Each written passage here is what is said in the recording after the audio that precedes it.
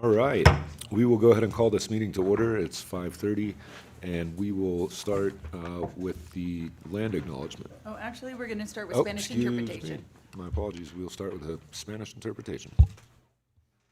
Thank you, Mayor. The following message will repeat in Spanish. We are offering live interpretation in Spanish via our Zoom platform. To access our Spanish channel, press the interpretation button at the bottom of your screen where you will see a globe icon. Choose Spanish. If you're joining via Zoom smartphone app, select your language by clicking More or the three dots at the bottom of your screen. Select Language Interpretation and choose Spanish. Bienvenidos, estamos ofreciendo interpretación en español en vivo y en directo durante esta sesión en nuestra plataforma Zoom. Para tener acceso a interpretación, oprime el icono del globo terráqueo al pie de su pantalla y seleccione Spanish o español según su formato. Si está uniéndose vía Zoom en su teléfono inteligente, seleccione los tres puntitos al pie de su pantalla, elija Interpretación de idiomas y presione Spanish o español según su formato. Muchas gracias. Thank you, Mayor. Back to you. Great, thank you. And with that, we will move on to our land acknowledgement. The city of South Lake Tahoe acknowledges the lands we occupy today are the lands of the home of the Washishu, the people from here known today as the Washoe tribe of Nevada and California, a sovereign nation. Since the beginning of time and for thousands of years before the arrival of any other people, the Washoe lived here and cared for this place, with values and intention that we can all learn from. On behalf of the City Council, I would like to acknowledge, thank, and honor the indigenous Washoe tribal communities that are the past, present, and future stewards of the Lake Tahoe Basin. And with that, we will move on to the Pledge of Allegiance. Pledge allegiance to the flag of the United States of America and to the republic for which it stands, one nation, under God, indivisible, with liberty and justice for all.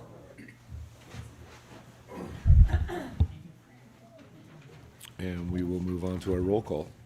Councilmember Robbins? Here. Councilmember Wallace? Here. Councilmember Cregan? Here. Mayor Bass? Here. All present. Great. And we will go ahead and move on to regular new business. This is going to be our council member appointment. We are going to start this process by opening up to any of the applicants that would like to speak. You'll have 3 minutes to speak, followed by questions from the council. So I'll go ahead and go in order, and we'll start with Mr. Keith Roberts.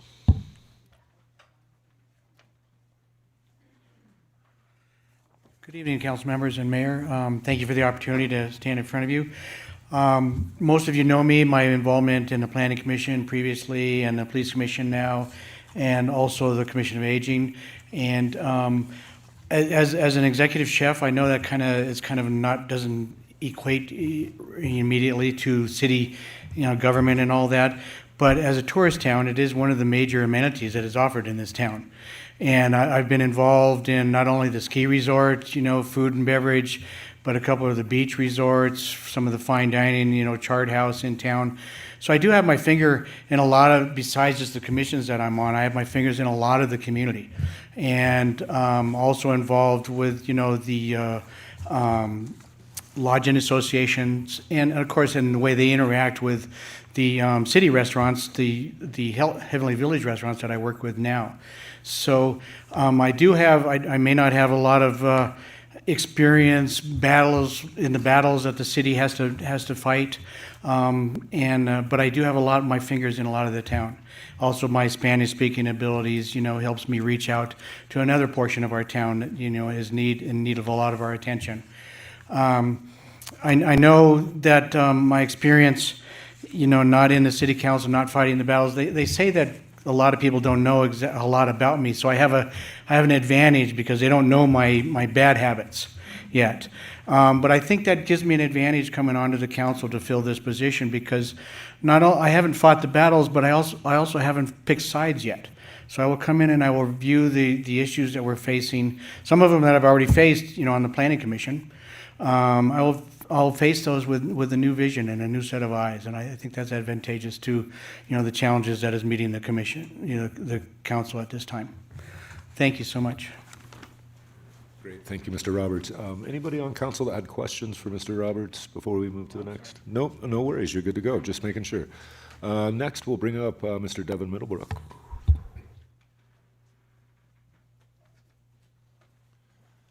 Hello, Council. Devin Middlebrook. Good to be before you tonight. you're in the unique position where you have to appoint someone to fill a seat for a few months, and a seat that you knew the person previously holding it wasn't running for city council. So you really do need someone with the experience in city council, which I can bring as having served with 3 of you on this council previously, that knows the protocols, knows how consent calendar works, knows the agenda items, has seen many of the items that are before you today on the agenda previously in similar iterations, and can really hit the ground running, get up to speed.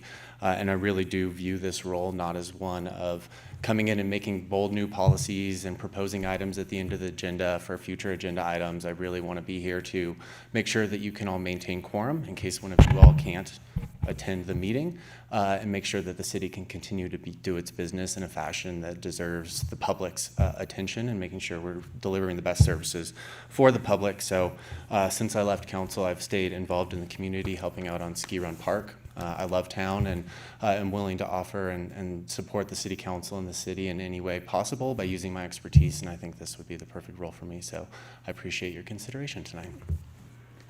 Great, thank you, Mr. Middlebrook. Anybody with questions? No? All right, thank you so much. All right, with that, we will move on to Miss Erica Menzer. Is Mrs. Menzer in? She had told me that she was going to be participating via Zoom. So let me just see, do we have Erica Menzer on our Zoom platform? I don't see your name, but if you could just hit the raise hand button so I can call on you. She's not on this time, Mayor. Okay, well, with that, we will go ahead and move on to Mr. Eric Asbury.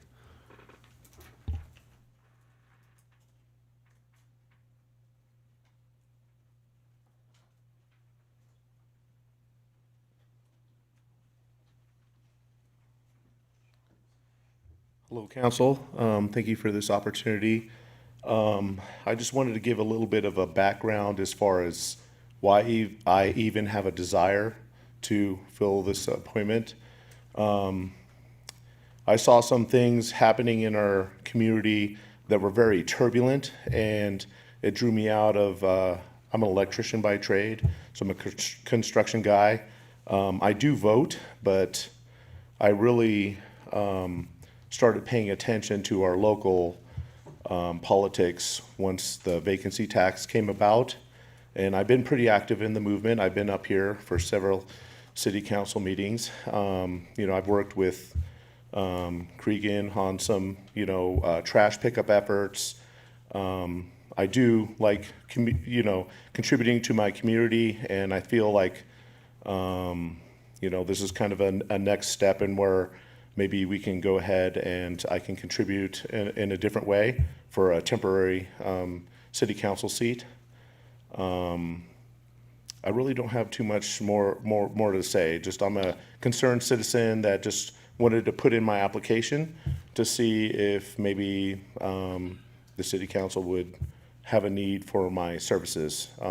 I do have ability as a small business owner in the community to devote full time to this position.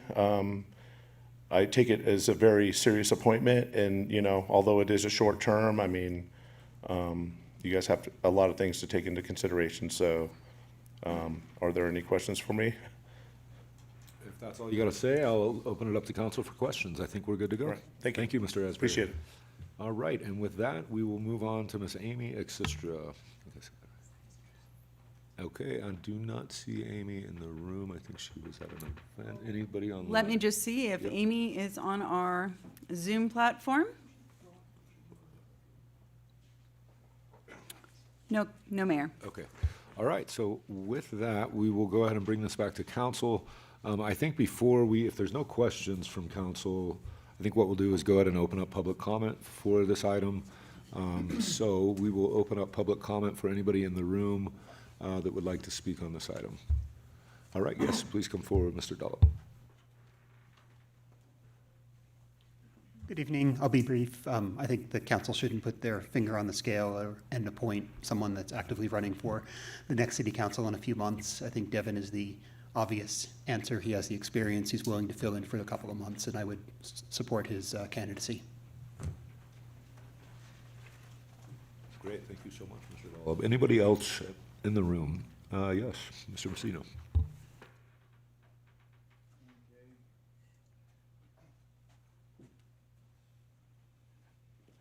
see, we have a number of good candidates applying for this position, and I hope I don't alienate any of my friends, but I kind of feel that the appointment of somebody who's running for office in the next election would give them an unfair advantage, like free advertising. And I think it'd be more appropriate to appoint someone who's not in the not campaigning. We have a number of good candidates that don't fit in there, and we have one very experienced one to choose from. So thank you. Great, thank you, Mr. Messina. Anybody else in the room that would like to give public comment? All right, seeing none, we'll look in Zoom. Yeah, we'll open up our Zoom platform for anyone who wants to provide public comment on Agenda Item 1, Part 1. No additional public comments, Mayor. All right, so we will bring this back to council for discussion. And yeah, I'll go ahead and open up discussion for whoever wants to lead this off. Ms. Wallace. This is always such a difficult choice when we have to deliberate openly and not do secret ballots. I like the process. It makes me a little uncomfortable because I think that there are some really good choices. And I think I hear the community saying that we shouldn't give someone a leg up, and we have always talked about, Mr. Bass, that we didn't want to pick winners and losers, although I do see Mr. Roberts as being just an excellent candidate, and I would support him. I also see the reasoning behind going another direction. So I would, in light of all of that, probably throw my support behind former Mayor Middlebrook. Okay, Ms. Cregan. Thank you to everyone who is here tonight to do this. As Ms. Wallace said, this is always really difficult for us. Excuse me, point of order, we didn't have the 4-minute comment period. You don't shout out. Skip And through that. So excuse me, we just did have that public. Just comment on this, on the We haven't gotten to that part of the agenda yet. It's down below closed excuse- session report. Yeah, excuse me, We haven't you're gotten talking there. about the open public comment? We will do that after we make these appointments, and then it'll come on that part of the agenda.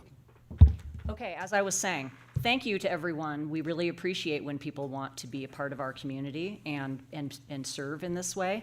Having said that, if this were a different situation in which it was a longer term that we were replacing, I would think differently, but I agree with Ms. Wallace, and I would like to support Mr. Middlebrook, who can just come and sit up here as if he hadn't left.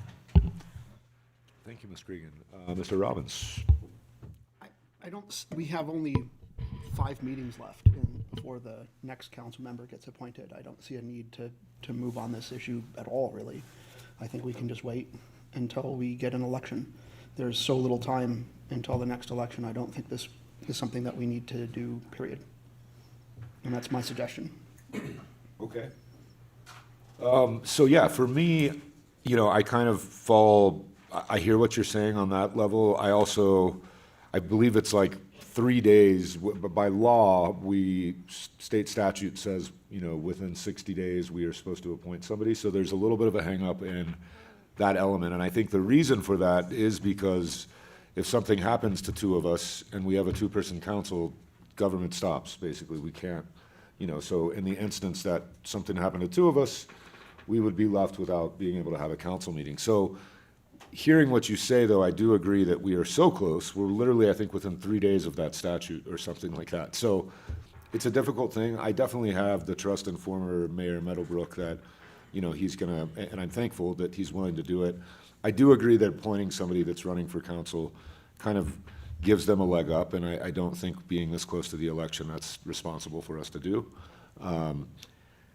So yeah, I'm, and I don't want to find our council right now in a 2-2 situation. So that's another area that I'm also, I wish we could be kind of in, consensus around what we're going to do here, only because I think we've done well. We've actually had to work as a 4-person council for months now, and we've done really pretty well with it. But at the same point, 5 meetings left. Yeah, but, and that's kind of almost in a certain sense why, yeah. So I'm right on like the fence with it, to be honest. But I am grateful too that Mr. Middlebrook would come and kind of really volunteer his time in a sense. So again, yeah, thinking about it, I hear the full points around, you know, both sides in a certain sense, but I definitely can support putting Mr. Middlebrook in the position. And again, hopefully nothing does happen to two of us, but we all know how life can go, and if that did happen, it would be a bummer to see our council not be able to operate or even appoint somebody. If we were just at a two-person council, we would be at a kind of a deadlock until December, which wouldn't be good for anybody or the city. So yeah, I'll leave it at that. Okay, great, thank you. I will make a motion appointing Devin Middlebrook to serve former Mayor Pro Tem John Friedrich's remaining term of office until December 10th, 2024. Second. All right, so there's a motion and a second, and we can vote.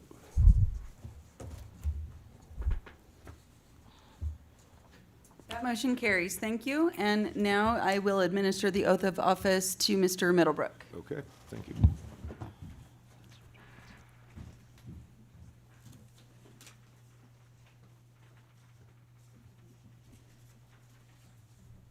If you could please raise.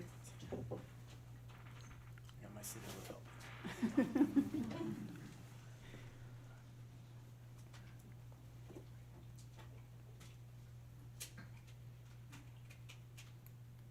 you go. All right.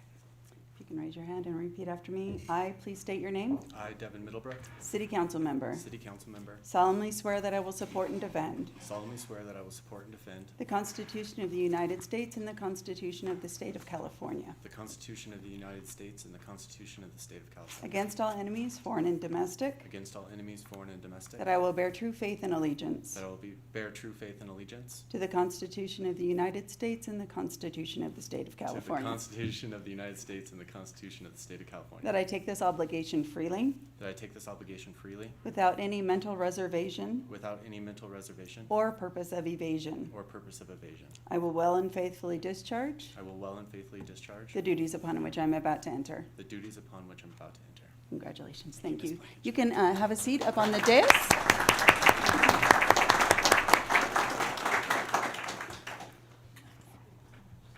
Thank you, Christy.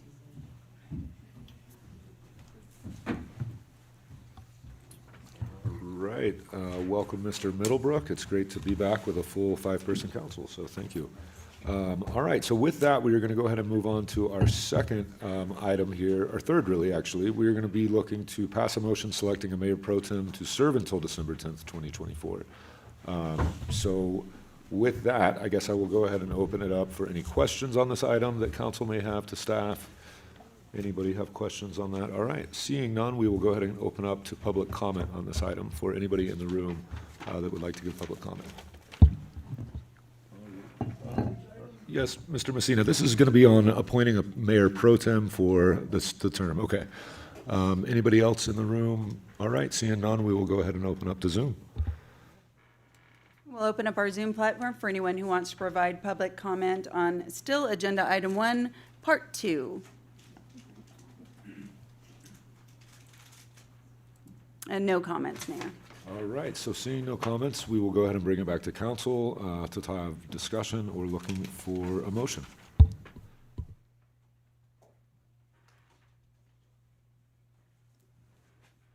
Oh.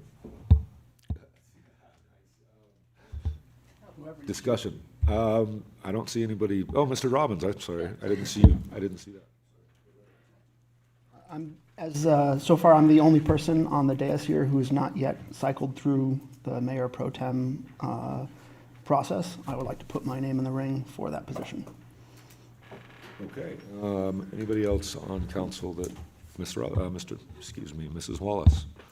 I have been mayor, and I would also like to put my name in the ring. One of the most important aspects of being mayor in our community is speaking on behalf of the entire council, and whether you win a vote or not.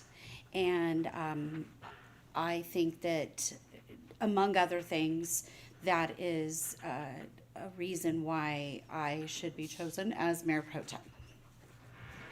Okay. Anybody else that would like to have comments on this item? Ms. Cregan, you're okay? Yes, I will make a motion selecting Ms. Wallace as Mayor Pro Tem to serve until December 10th, 2024. Okay, so we have a motion. I'll second that. Okay. Any other discussion on this item before we go to a vote? I guess just for me, through the last 5 months, Ms. Wallace has had to step in multiple times, thankfully, in my behalf. And I think, again, we got to remember this is for December 10th, 2024. We'll have another discussion at that meeting about the future mayor and mayor pro tem. So I can support that as well, just because, again, there's a lot to kind of catch up in the way of things of having to be mayor or mayor pro tem. And I think that for just consensus and the experience, I think it makes sense. So with that, we can vote unless Mr. Robbins, did you have some comments? No? All right. Sorry, let me get the vote back.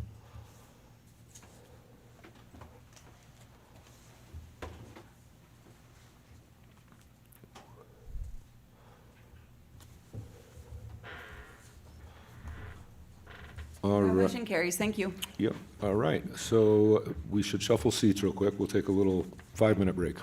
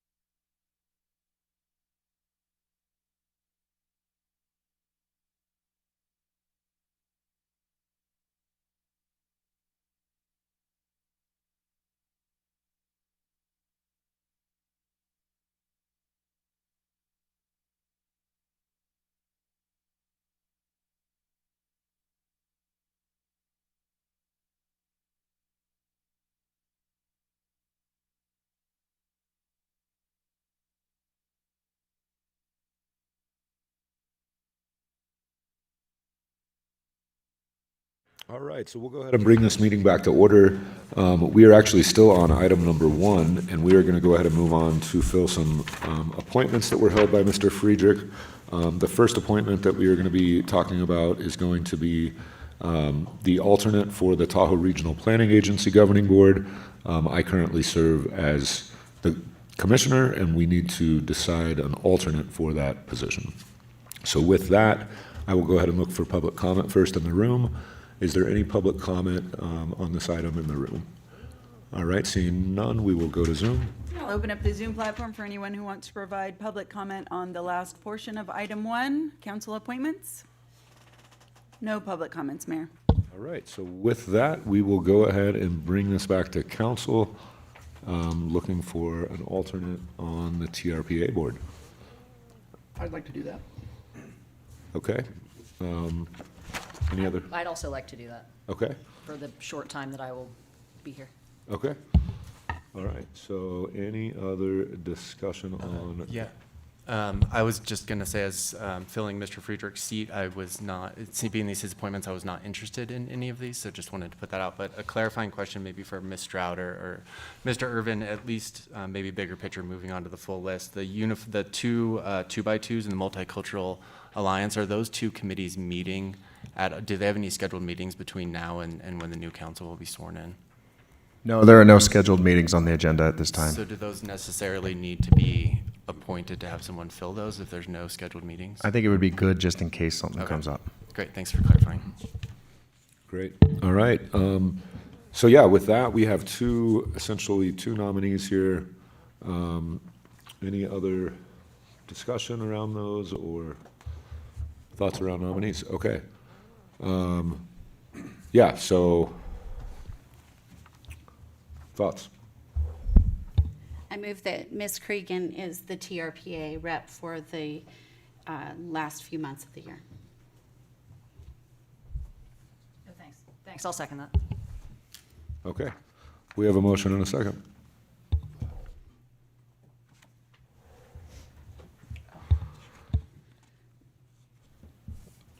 All right, so with that, we are going to go ahead and move on to the Tahoe Transportation District. So currently, I am serving as the alternate on the Tahoe Transportation District, and Mr. Friedrich was the commissioner.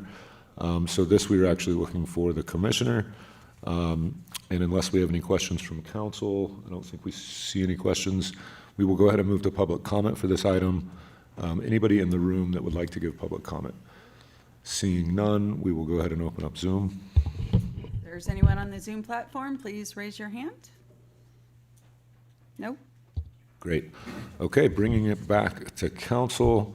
I will go ahead and open this up just because the TTD, I have served on for the last really 6 years. The last year became alternate and moved to TRPA, but we are going through kind of a monumental change at TTD, and there has been a lot to track, and I've actually filled in for Mr. Friedrich for really the last year or two, but I think with what's going on there, even though looking in the past, it was kind of like, let's keep TRPA and TTD separate, and I can believe in that, but I think just with all that is going on, to try to keep up with it, or catch up to it, I should say, is a lot. So I think for continuity purposes, I think it would make sense for me to serve in that position.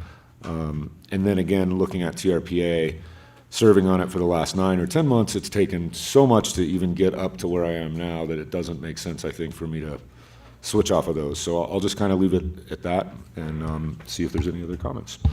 I move that Mayor Bass move into the main position on the TTD based on all of the things that he just said. Are we also going to do, oh, sorry, never mind. Second. Oh, but then what about the alternate? Because then that would leave an alternate vacancy. Is Mr. Robbins amenable to being the alternate? Sure. Okay. So I amend my motion to Mr. Bass being the main rep and Mr. Robbins being the alternate on TTD. Second. Great, we have a motion and a second, and we can vote. That motion carries. Great, so we will move on to the last appointees on these items. We have the South Tahoe Public Utilities District 2x2, the Lake Tahoe Unified School District 2x2, and the Multicultural Alliance Subcommittee. I will go ahead and see if we have any questions from council. Seeing none, we will move to public comment. If there's anybody in the room that would like to give public comment, and see. I just want to yes. clarify, this is Oh, yeah. the, just clarify, this is the public utility alternate. It is, yes, Yes, 'cause- alternate. All right, That's just right. wanted to, Thank just you. wanted to sanity check that, and That's then, right. and then it's the school district alternate, or the school district second. I think That's it's the 2x2. School district full-time commissioner for. Okay, that. and that's the 2x2, gotcha. Yeah, I it's just wanted to clarify, sorry. Yeah, no problem. Cool. With that, public comment in the room. All right, we see no public comment on Zoom. We're looking for anyone who wants to provide public comment on Zoom? No, Mayor. Great. Okay, so with that, we will bring it back to council for a motion or questions or comments. I would be happy to be the alternate for the Public Utilities District. I'm already one of the people on the school district, and I will be the Multicultural Alliance too. Great. So with that. Second? Nice. Is that a motion? Oh, well, I'm sorry, what was the motion for exactly? yeah, no, I'm just pitching. That was not a Oh, motion. okay. I'm just pitching what I will do. It seems like we should just have one motion for all of these. Yeah, that's definitely. So she was trying to move saying. things So, along. so, yeah, I just wanted, the public utility district is now, also just to clarify, the public utility district is now, are we on discussion? Yeah. Just a question with the staff, because I've been doing the public utility district outreach. That's now a 1-by-1, right? Because of their legal assessment that That is 2x2s correct. are It's listed as a one Brown by X. one. So it's, okay, so that's why it's an So alternate. it's a main Okay. and All an right. alternate. That can't be a 2x2 anymore, right? Correct, it's just one main. It's a 1-by-1, yes. And the school district has not come to that same conclusion. Correct. That the utility district came to. They have differing legal interpretations of the Brown Act. I just want to clarify that. That's correct. Okay, thank you. All right. So with those comments, anybody would like to put a motion forward? I move that Ms. Cregan is the alternate on the 1-by-1 with South Tahoe Public Utility District. That if Mr. Robbins is amenable, he could be the second for the 2-by-2 with Lake Tahoe Unified School District. And what was the third? That Ms. Cregan take over the Multicultural Commission. Yeah, I'm fine with that. Sure. I'll second that. Great. We got a motion and a second, and we can vote. That motion carries. Thank you. All right, great. So moving on, we will go ahead and move to our closed session report. Ms. Stroud, anything for the closed session report? Thank you, Mr. Mayor. We had one item on closed session today, conference with legal counsel regarding existing litigation regarding the administrative appeal of 2 citations issued to PAC 1 CA 2020 LLC and PAC 18 CA 2021 LLC regarding 783 Michael Drive and 3737 Terrace Drive. There's no reportable action, but I did want to give an opportunity for Councilmember Robbins to announce a recusal on part of that item. Right. Sorry. That's correct. I was recused on the second half of that item, what was the address again? The Michael Drive portion. And can you briefly state the reason? Oh, due to a real property interest, sorry. Thank you. And then I did want to report out on another item that we considered in closed session on September 10th regarding a conference with legal counsel on existing litigation for Workers' Comp Appeals Board case regarding employee Corey Wilson. The parties have reached a settlement in that matter in the amount of $32,987.50 via stipulations with request for new and further disability. Thank you. Great, thank you, Ms. Stroud. With that, we will go ahead and move into presentations. This will be a presentation by South Tahoe Refuse regarding the 3-CART program implementation. And this will be received by South Lake Tahoe. Yes, Mr. I have to recuse myself from this amazing presentation out of an abundance of caution because of my employment with the Lake Tahoe South Shore Chamber of Commerce, of which South Tahoe Refuse is a chamber champion, and we are waiting on my letter from the fair FPPC that hasn't come in yet, so I'm going to be careful and leave this receive and file item. Great, thank you, Ms. Cregan. Good evening. Jeff Tillman, South Tahoe Refuse Company, and we wanted to take this time to kind of update you on where we are with the carts and how things are going out there. You know, within the city limits, we finished the cart rollout on September 10th, and we knew once we started rolling carts out and we got them out there, we were going to have some issues and some problems, and we anticipated a lot of these things happening. You know, first off, the crews that are bringing the carts out to the residents, we had some issues and some problems there. Some of the residents got the wrong carts, some got the wrong size carts. You know, we were correcting those within a day or two and taking care of those problems. We also found with the bear resistant carts that the pins in a lot of those were not removed, so they were not locking, and some of the adjustments on those were also bad. So we've been working to go through those adjustments, get those bear resistant carts to work better. If we're finding some that aren't working at all, we are replacing them, and we're going through that process. You know, I think when these carts first went out, I think we were all in shock to see all these carts.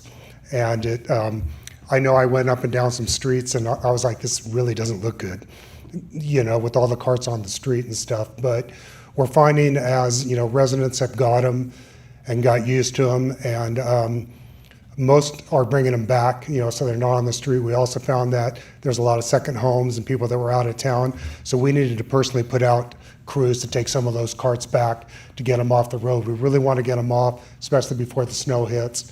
So, you know, it doesn't quite look as bad. Some of the other issues that we've found, you know, through this process is no matter how much we advertised it and talked about it ahead of time, we couldn't hit everybody. So we were getting a lot of questions. A lot of those questions are, you know, deal with, you know, what week is the blue week or what week is the green week. Although the information was delivered with all carts, we found a lot of people weren't reading it and weren't understanding it. So we're getting a lot of questions that way. We're slowly starting to get through it. And I think all in all, it was pretty smooth. And, you know, we're starting to see the results now that we've had them out there a few weeks. We're starting to see the recyclables, you know, increase and are a lot cleaner, you know, on those days that we're picking them up.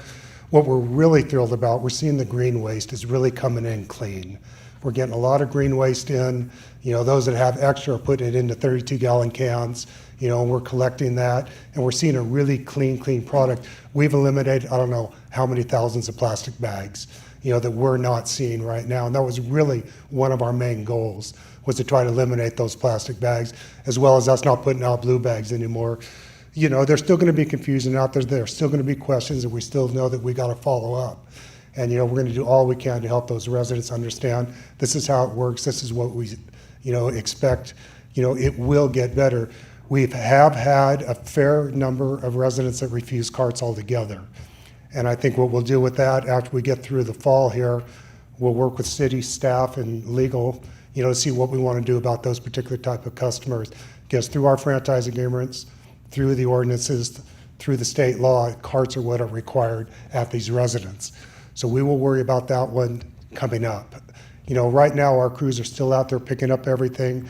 We've told them, you know, if there's bags out there and stuff, we need to keep cleaning up until, you know, the residents get used to it and we see what's going on. Let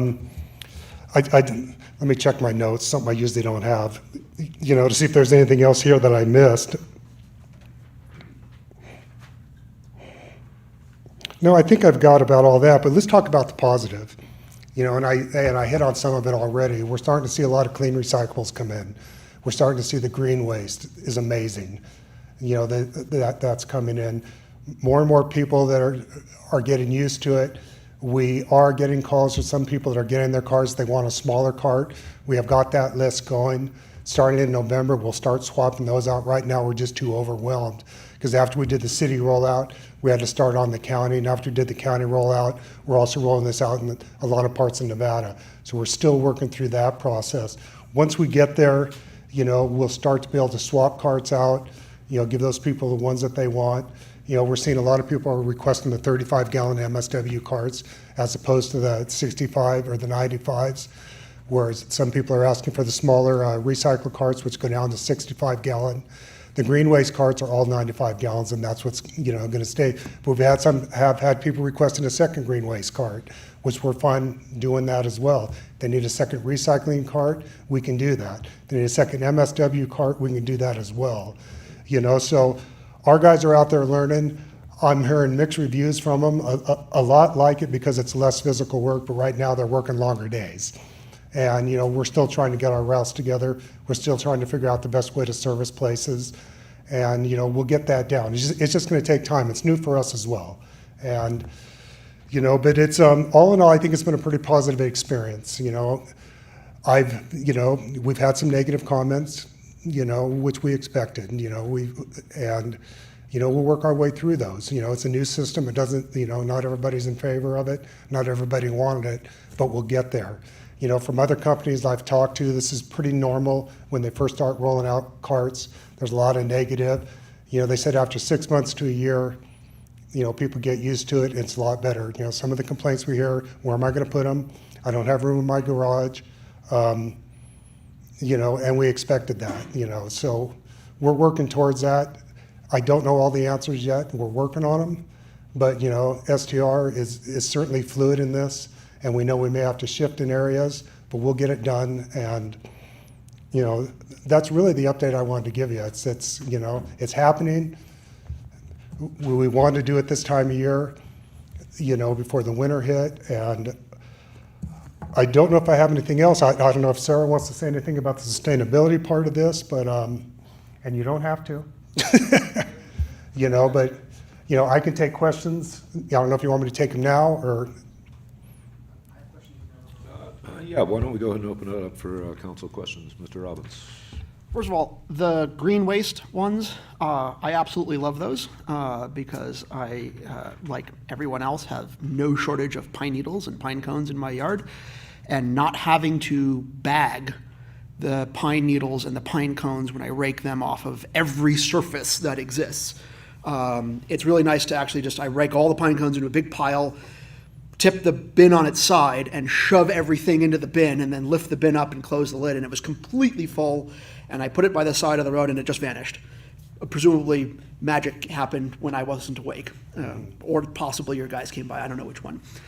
So I definitely, the green waste thing I think is great. Not having to bag, that's a big improvement. My questions, though, are about the recycling, and I have two questions on those. For one, I know the refuse is offered in a 35-gallon size, a much smaller size, which is good because the refuse bin that I have in my garage, I have a small garage and a small space, and I have a sort of standard garage trash can in there now as holding my, which was holding my waste. And the 35-gallon will fit in there. The recycling, even the smaller size, the 65-gallon recycling, it's too big to fit in my space. But is there a potential to offer a 35-gallon recycling bin so that people who have their existing recycling kept in their garage in smaller spaces have an option for a smaller recycling bin? Because the recycling bin that we have now, that even the 65-gallon is really big for a lot, not for everybody, but for a lot of people. One of the reasons we went to a 65-gallon recycling bin is because it's only picked up every other week, which would be a 2-week cycle. Sure. And we talked internally about offering 35s. We don't know if we're going to go there yet, because of the expense that we've put out so far for the carts. We need to take care of that one first.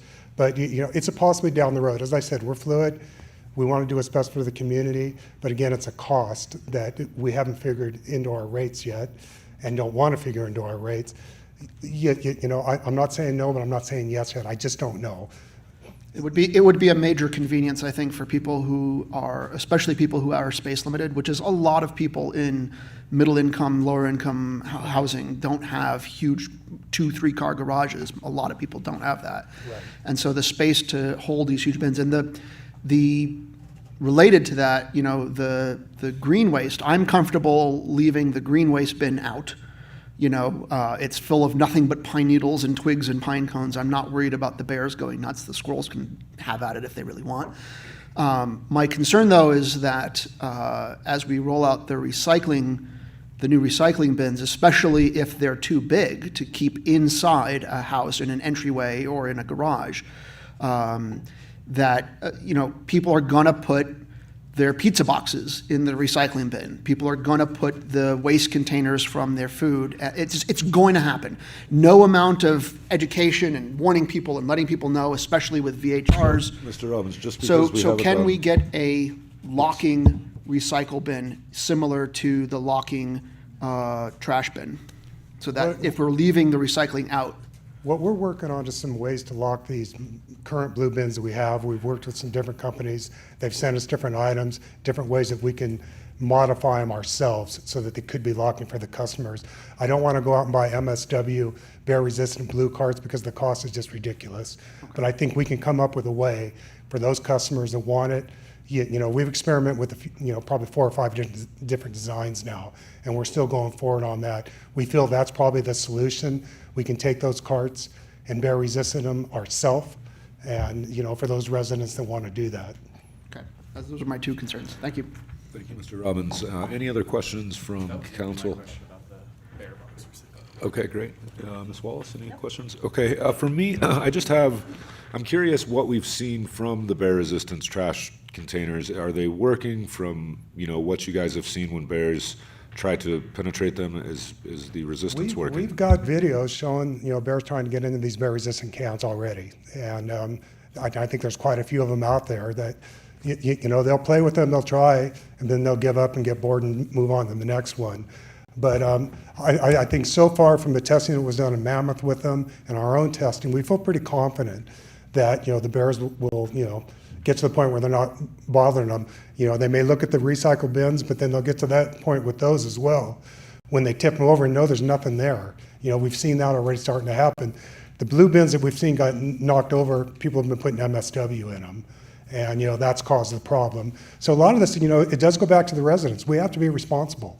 It's our garbage, it's our recycling, it's our green waste. Each resident should be responsible to take care of it in a proper manner.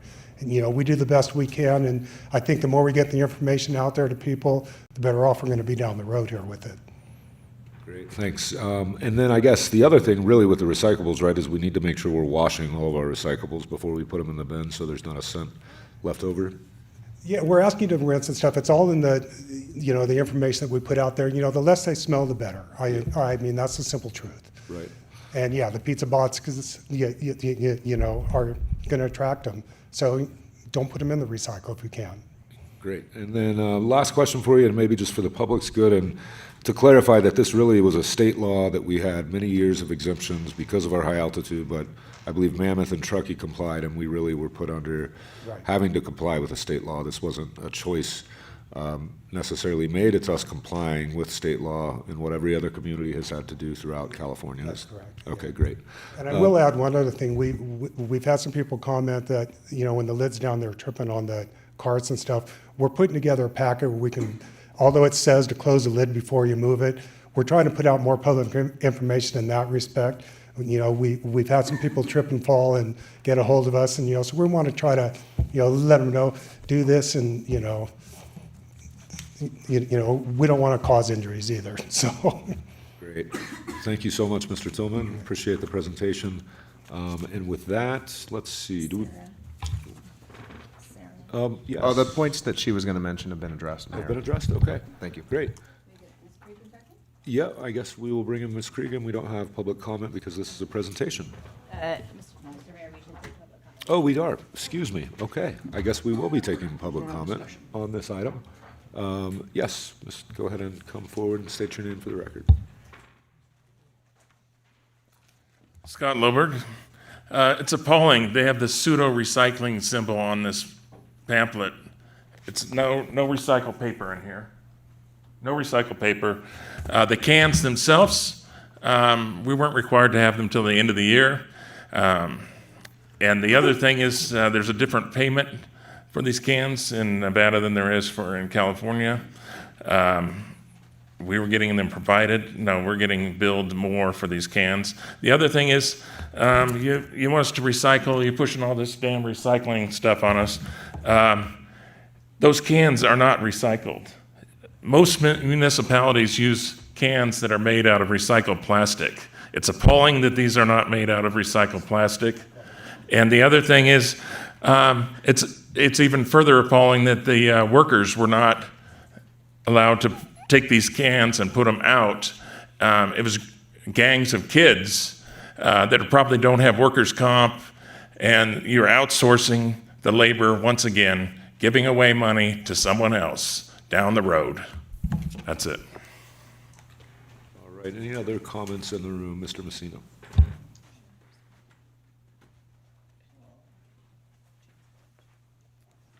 Okay, John Messina speaking for the Lake Tahoe Taxpayers Association. I am glad to see that STR has taken action on the tripping problem. I will point out that it still doesn't meet OSHA standards, so employers might have a problem because of that. I hope they give more notice to people about the potential tripping hazard. A lot of people have contacted me regarding locks on the recycle bin. The bears are getting into them because they can smell the residue odors on the things deposited in it. And, okay, one thing from my last meeting I didn't get in was STR does provide assistance in moving the carts for those who, seniors and handicapped. And there is a phone number available, or you can just call them and they'll hook you up with the right person. And I think that's important for the seniors in particular. Also for the seniors, there's a low-income seniors rate, which isn't getting enough publicity. The seniors rate is $25.58, so if you're getting billed, well, it's a 3-month period, so it'd be 70. If you see a bill is $79.74 for the 3 months, you're not getting the senior rate. You do have to qualify for the CARE program, which is a 20% discount, and it is for people with less than $40,000 a year income. One other thing that's not, I think somebody may have mentioned it, but I'm not sure, that they should encourage residents to cut down on waste by providing lower rates for smaller bins. This worked very well in San Jose. In fact, our trash bin there was 20 gallons, and it still never got half full. So that's another thing for them to consider implementing. Thank you. Thank you, Mr. Messina. Anybody else in the room? Yes, just state your name for the record if you could. Good evening, Dan May for the record. I feel like this is a little bit after the fact, and so I should have probably been able to comment it with the refuse before, but that's on me. My comment is more about the recycle bins, and I kind of want to echo what Councilmember Robbins said, that the problem is going to be for a lot of us that don't have a place to put it. The biggest thing for me is I don't have a garage at all. During the winter, the green waste bin, I'm not worried about stowing away someplace because I'm not going to be using it during the winter, but that's not the case with recycle bins. And so I'm trying to figure out if I can fit one inside of my bear box. I didn't, unfortunately, get the 65-gallon delivered that I asked for, and I know the 95 certainly doesn't fit. I'm hopeful the 65 might, but I definitely hope that South Tahoe Refuse hears how big of a deal it is to have bins out all the time, that we have to worry about bears, and specifically when the snow comes. Because the last thing I want to see is a lot of destroyed bins. I am disappointed as well to hear that the bins are not made from recycled plastic. And the idea that the end of this goal of reducing plastic might result in a lot of broken trash cans, I think that would be a terrible outcome. So I think we should definitely give a lot of weight to that. Thank you. Thank you for your comments. Yes, Mr. Asbury.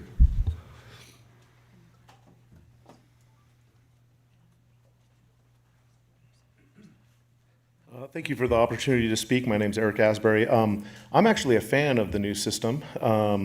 I think it's great. I think it's, sometimes we're, as human nature, we're resistant to change, and so we're going through those little process. One thing is, I thought I'd bring up that I haven't heard yet is the forward thinking of, we live in a climate where we're going to get snow. And then I know we have a lot of second homeowners or people that just, maybe full-time homeowners that kind of slack off on their duties and stuff. So I can see there being a problem. I've seen, like in some of these big years that we have snow, people's mailboxes getting swallowed up by the snow eaters and stuff. And so I could see that there could potentially be a problem where people are like, oh man, it's stuck in the snow. I'm going to just leave it there and then fill up the trash can, and then unbeknownst to the snowblower that, they kind of swallow these things up. So, yeah, I forgot my second point on that, but I think that's kind of the more important. We haven't reached winter with this, and I know I'm going to be helping out my neighbors. I have 2 second homeowners that live in the neighborhood. I'm going to do it free of charge. You know, they're appreciative of it. And, you know, so maybe, you know, this could be another way for the community to get together and then help out, you know, work with one another. It's a simple task, you know. I take out my trash to the curb, and then at the end of the day, you know, just put it back, and just a couple more steps. I did remember about my second point. So I took advantage of the 2 carts, the recyclable cart and the green waste cart, but I opted out of the garbage container, the garbage cart. And so I use my regular bear box and my regular trash cans in there. And that is being serviced. And I don't know, I heard it was kind of a limited time situation, but I'm hoping it doesn't expire. So I just wanted to put, there's a lot of people that are, have adapted to that. And I think, we already have spent a good amount of money to make an extra secure metal bear box like we have. And then it's kind of nice to kind of do that. And then we can even combine, if we don't want to go ahead and clean out our recyclables, we can keep them in there. And then on recyclable day, we take it out of there and then dump it into the recyclable can. So I see that as being a good option that myself and some of my neighbors have shared some thoughts. But that's all I have to say on that. Thank you. Great. Thank you, Mr. Asbury. Yes, go ahead and come forward and state your name. Oh, excuse me, Mr. Wall. Just one more second, Mr. Wallace. Thank you. Hi, I'm Katie with Clean Tahoe. I just wanted to update you guys on what we're seeing with the cart system. Going really well. We obviously tour the neighborhoods after trash day. No calls about bears getting into the bear-resistant cans yet. What Mr. Robbins was saying, definitely some recyclables going into the green cans. I think that's maybe because like off the hill, green cans, that's where the recycling goes. So we're just sending our courtesy notices as we usually do, and just letting people know, hey, don't, the blue can is for the recyclables. Some trash cans out, or like they're on the wrong day. So sending notices on that, just trying to stay ahead of it and providing just the calendar in our notice so people have that instead of having to go through the whole book. We also service an incline, and they've had these carts for a long time. And it is what we have found that, sorry, I get so nervous. The bears will get in those recycling carts at first, but then they do leave them alone. So as long as the recycling's clean, I'm confident, like moving forward, that the messes, they're always much smaller, and the bears will start to move on. So thank you. Thank you. Yes, Mr. Wallace. Just speaking as a citizen, what I'd like to point out is many of us really care about the wildlife here, and I'm not talking about state line. The bears here are such an important and almost tourist attraction in their own way, and because we've had so much trash that the generations of bears have become attached to, that we have more bears per capita really than most cities would. My concern, and I think I have a long-term solution that my daughter-in-law came up with, is that slamming the door shut on the bears just as fall comes could create some hazardous situations. I know I had a bear charge me, the first time I've ever had a bear charge me ever, and luckily it was one of their famous bluff charges, but I'm still here much to the chagrin of my political enemies. But my daughter-in-law had a great idea that I'm hoping that the community maybe can push. She said, since bears love berries, and there's more bears than there are berries in town, what if we get the backpackers through the Forest Service to take the natural berry seeds, and as they go throughout the forest, just scatter those seeds? I just thought it was a remarkable idea. I wish it was mine, but it was hers. So I just wanted to throw that idea out. Maybe we can start pushing it. It takes, as you know, it takes a long time to get through the agencies, EIR, EIS, EIO, whatever.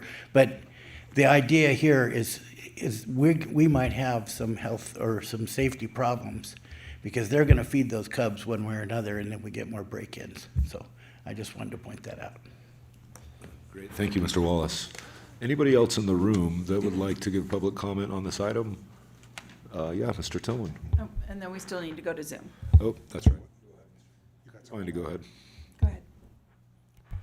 I just wanted to, make some comments on some of the things I've heard tonight. The first one with bear boxes. Bear boxes are always going to be used, and we are not stopping the use of bear boxes. Somebody wants to put in a new bear box, they can put in a new bear box. And, that way they don't have to take the MSW cart. Also, we know winter is going to be a tough time.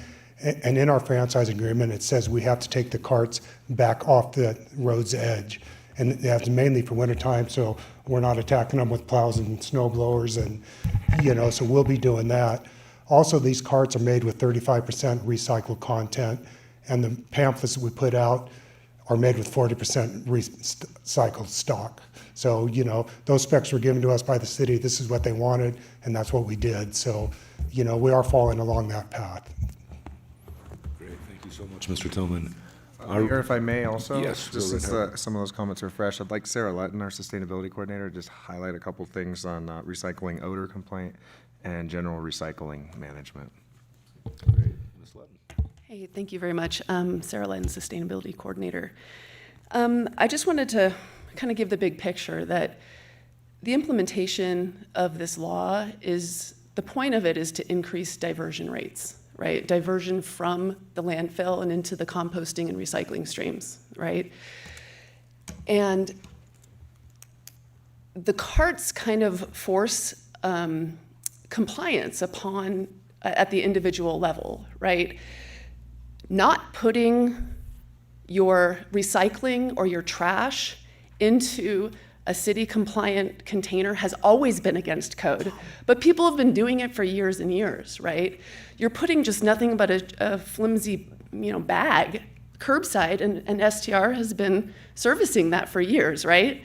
Bears have been getting into that stuff for years, right? Now we have these carts. Now instead of putting a lidless Rubbermaid tote out there full of trash, now you have a locking bear cart. It is mathematically impossible that bear encounters are going to go up, right? Now we have carts with our recycling instead of blue bags. Not everybody was using those blue bags. A lot of your trash streams were contaminated with perfectly good recyclables. Now we're forcing that behavior at the individual level to say, now you have to decide which cart does this go into? Because the state of California is looking for increased diversion rates, right? So that's kind of the big picture of where this is coming from. The rules around recycling have not changed. We were always supposed to be washing our recycling, right? Pizza boxes have never been okay to put in a recycling bag. So those rules are not new, but a lot of people are now learning what needs to go in those streams, and that's an excellent thing. And that's coming about because of the resource guide that STR put out that's full of wonderful detail. I hope everybody reads it. But again, those rules haven't changed. We just need to learn how to do it better and increase those recycling and composting rates. I would also, let's see. I think I'll just leave it there and just say that I appreciate that a lot of people in our community are learning. I appreciate the people on social media. They're helping to educate their community members and encourage folks to read that resource guide. Thank you. Great, thank you so much, Ms. Lutton. All right, I think with that, we will go ahead and open up our Zoom platform for Yeah, anybody. we'll go ahead and open up our Zoom platform for anyone who wants to provide public comment on item 2 on today's agenda.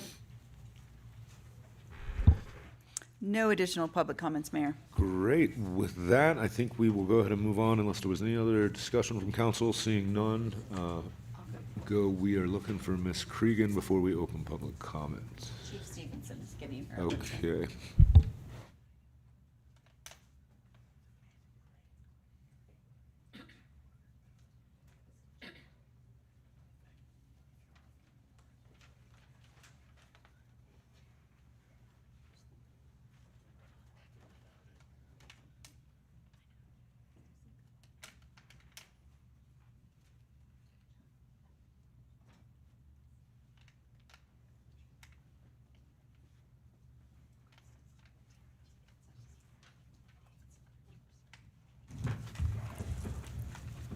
All right, so We will go ahead and move on to public communications. This is the public's opportunity to speak on any topic not listed on this agenda.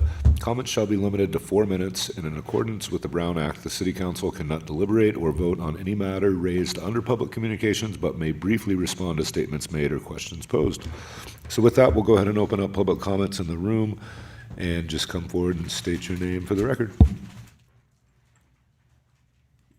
Scott Loberg.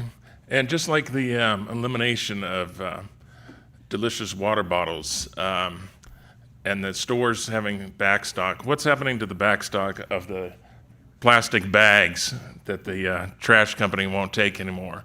Are they going to buy them from the stores? Are they going to help them out somehow? Because of the hardware stores, the grocery stores, all of them sell those leaf bags. What's going to happen to those? They just got to eat the cost? Thanks. Anybody else in the room that would like to give public comment on anything not on this agenda? Mr. Messina.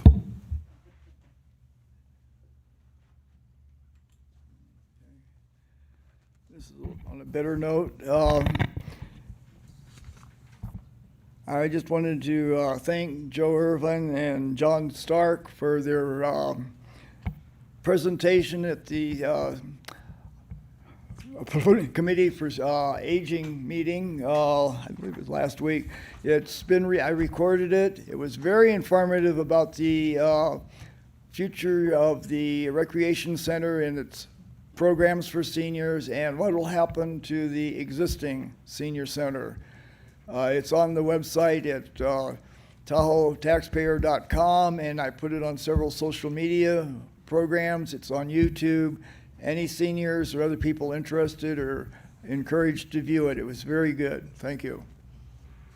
Oh, great. Thank you, Mr. Messina. Anybody else in the room that would like to give public comment? Mr. Asbury, or if you could just state your name for the record. Jerry Foster. I live near Reagan Beach. And my concern is something I've heard for years about this, but I saw it firsthand. The bike trail.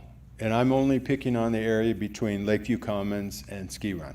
Not to say there is another, but that's my experience. Riding with my grandkids, they're little, and these scooters are out of control. And and I have seen the police down there when they're on bike patrol. It changes everything. But I realize they're busy. They got other stuff to do. My suggestion is I know a lot of cities have eliminated them. I don't know, the standard, but either that or some type of enforcement.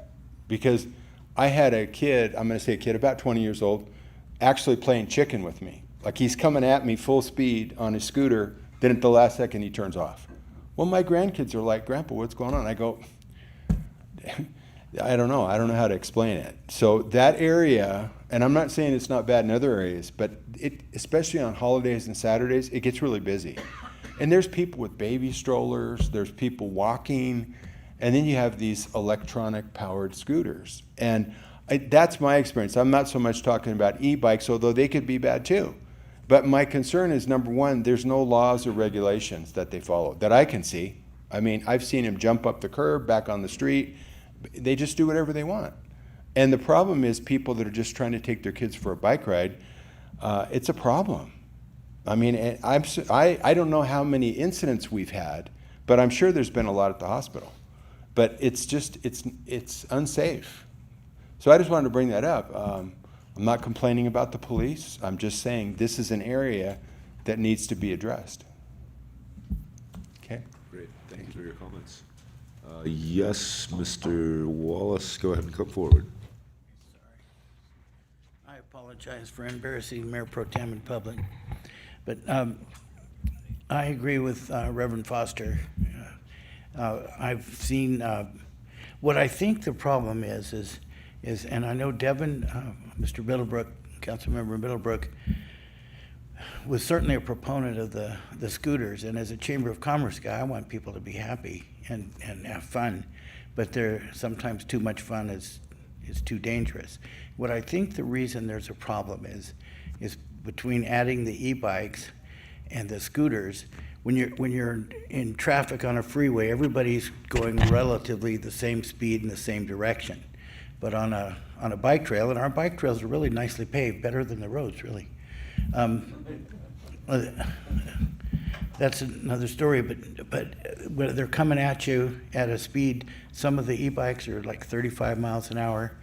And what terrified me one day is I saw a man, I don't know what kind of father he was. He had what looked like a 6-month-old baby in his left arm, and it looked like an 8-year-old kid on the back of the scooter driving with one hand, weaving down in the center of town. And the people I've talked to from Barton Hospital tell me they're doing great land office business because of the scooters. So my advice to the city council is, if you don't want to eliminate them, maybe cut the number down a little bit. For one thing, the stationary bike shops who pay rent, at locations, it cuts into their business, and many like Anderson's Bike Rentals have been here 25 years, and all of a sudden somebody comes by and they're throwing scooters all over the streets. I've had trouble almost running into them at night myself. So I'm just saying maybe it needs to be curbed back a little bit. Sometimes too much of a good thing is too much, and I would hope you would consider that. Thank you, Mr. Wallace. Yes, Mr. Asbury.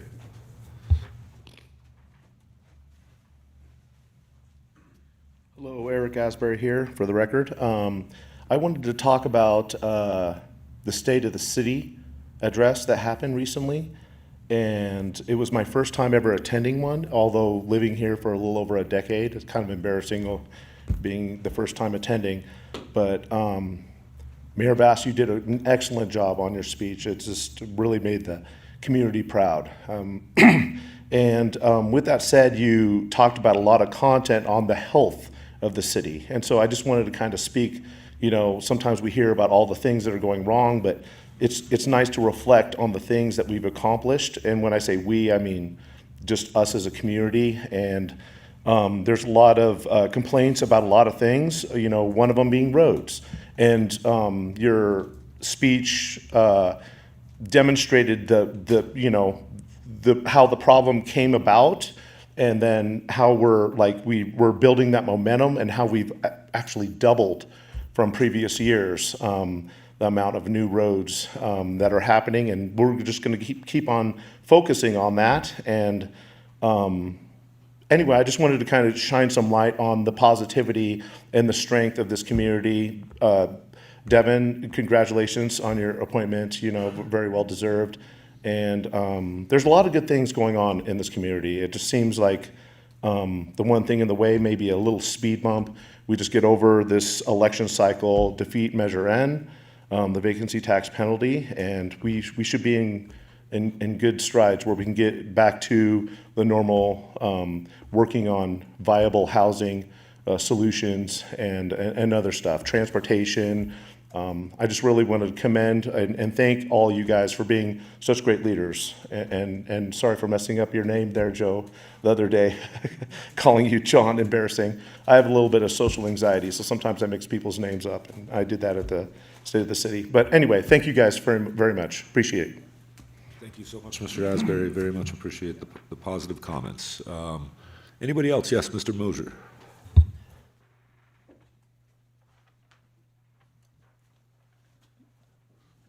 Good evening, Ed Moser, South Lake Tahoe. Two things I'd like to address. The first is Mr. Bass concerning you. What I have here is an article from October 15th to 21st of 2021 from the Tribune about lab results still pending after councilman arrest, which was you. We haven't seen anything in the Tribune. I read just about every issue. It takes me 2 minutes, of what the outcome was. With a lot more petty offenses and stuff and everything. We get follow-up reports and whatever, and court proceedings, what happened, and a couple of years later down the road or so. But, as being a councilman, I've been asked by a number of people if I know, just what happened and what the outcome was. And, I said, councilman and mayor, now mayor and stuff, would just like to know. A couple of the issues concerning, where it says in this article here that prescription drugs, they were in unidentified bags. You know, somebody joked to me, and said, prescription or drugs, it says those substances were both in unidentified bags.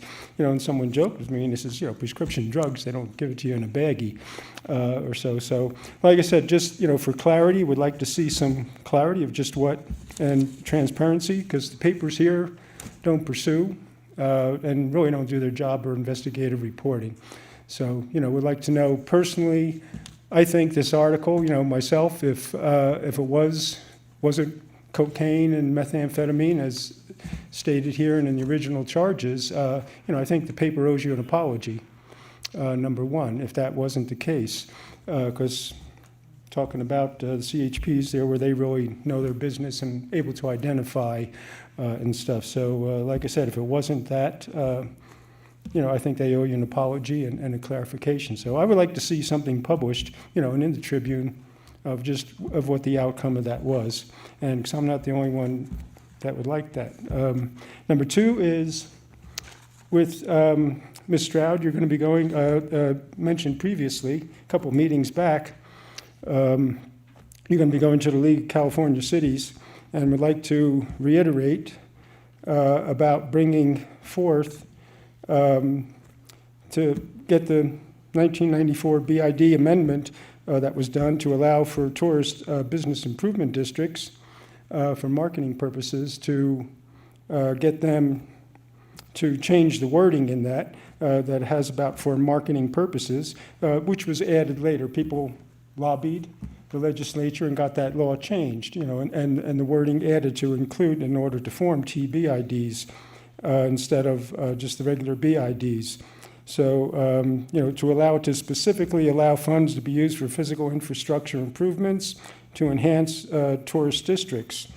Our tourist core, if they could kick in a third or so, $1 million a year, we could speed up improvements by 10 to 15 years alone in the tourist core area. North Shore, their TBID is a different setup. It's not under this, the way it's established, and they do infrastructure improvements with the money that they collect. So, and then also for the second one is to change the general law cities designation to allow them to raise the transfer tax that charter cities are allowed to do without having to become a charter city. And the tax receipts can only be used for, specified tax receipts can only be used for low to mid-income housing, construction, and rehabilitation. And I think all cities would support this in the league. Thank you. Thank you, Mr. Moser. Anybody else in the room that would like to give public comment on any item not on this agenda? Seeing none, we will go ahead and look for Zoom. Yeah, we'll open up our Zoom platform for anyone who wants to provide non-agendized public comment. Ms. Reagan, go ahead.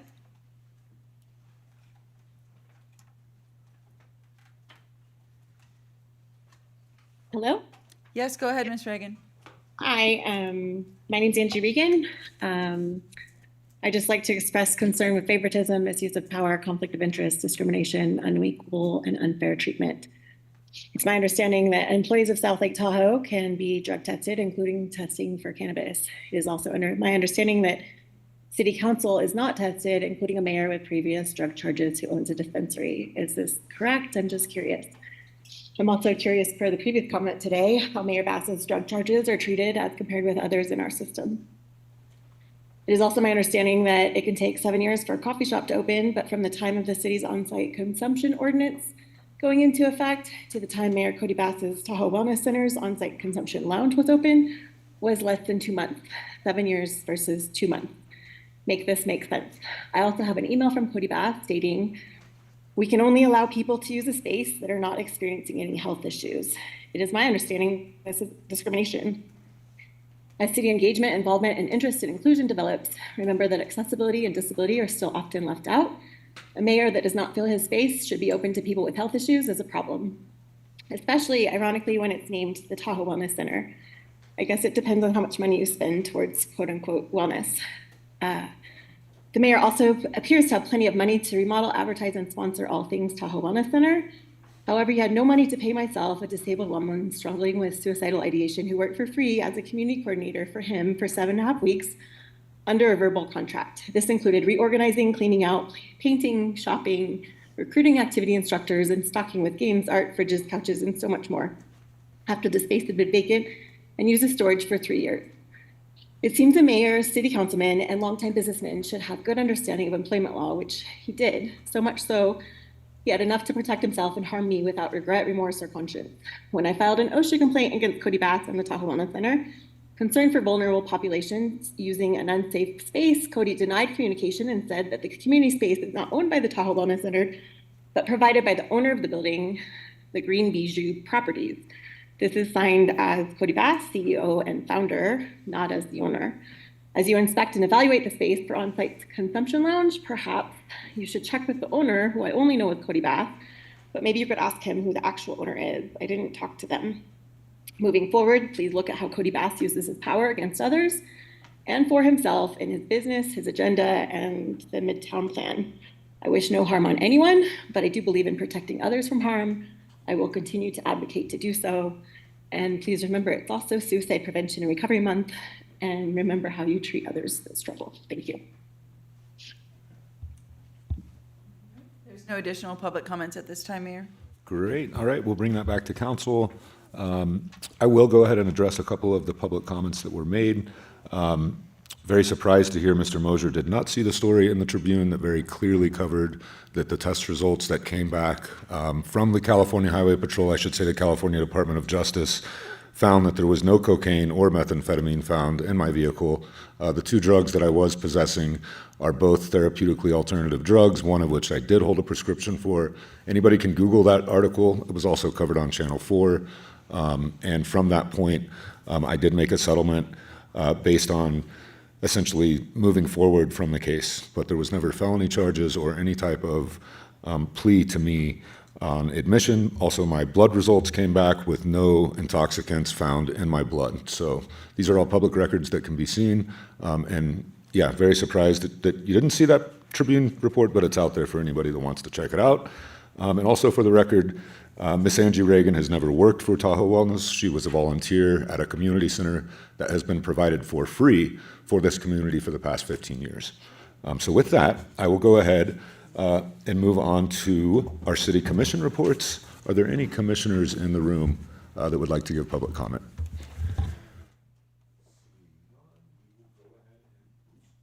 Hit the wrong button. Seeing none, we will go ahead and move on to our consent agenda. Any council members that would like to pull anything from consent? All right, seeing none, I will go ahead and open up the consent agenda for public comment for anybody in the room. Yes, state your name for the record.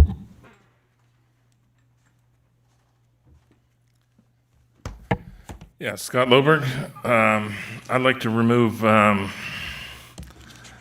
number 9 from the consent agenda. Is number 10 under the consent agenda, or is that separate? Sorry, Mr. Loberg, you cannot remove something from the consent agenda, only council can, but you can make comments on it. No, I'm just requesting. Oh. I'm not, I know I can't do that. Oh, okay. Yeah. The only reason I wanted to do that is because I wanted to talk about the one item on the surplus property.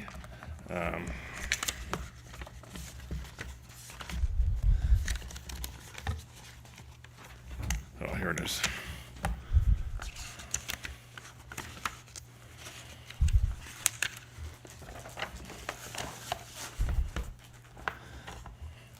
On the brine maker. I understand they use brine on the roads. I don't know who your supplier is for brine, but there's a desalinization plant down south, and then they're putting in a new one, and it's not quite the same. It's just a brine desalinization plant to take the brackish water in Antioch. And I was just wondering if we could use the salt that they get from that so they don't have to dispose of it some other way. Thanks. Great, thank you. Anybody else in the room that would like to give public comment on the consent agenda? Seeing none, we'll go ahead and move to Zoom. We'll go ahead and open up our Zoom platform for anyone who wants to provide any public comments on today's consent agenda. No additional comments, Mayor. Great. With that, we'll look for a motion. I move that we approve the consent agenda. I'll second. All right, we have a motion and a second, so we can vote.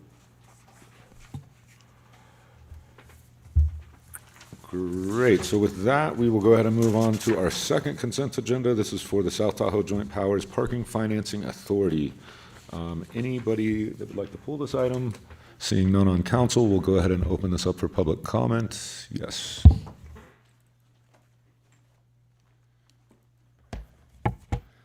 That's a sizable contract, $319,000 with a 10% contingency fee.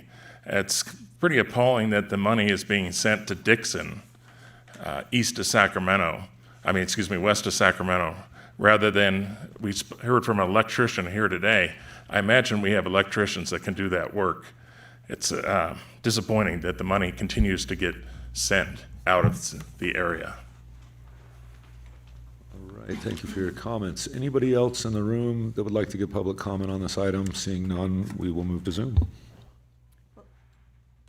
We'll open up our Zoom platform for anyone who wants to provide public comment on agenda item 10. No additional public comments, Mayor. Great, with that, we will bring it back to council for a motion. I move that we accept the consent agenda for South Tahoe Joint Powers Parking Financing Authority. Second. Great, we can go to vote. Motion carries. All right, great. So I think with that, we will take a quick break till, let's see, 7:05, 9 minutes before we move on to regular unfinished business.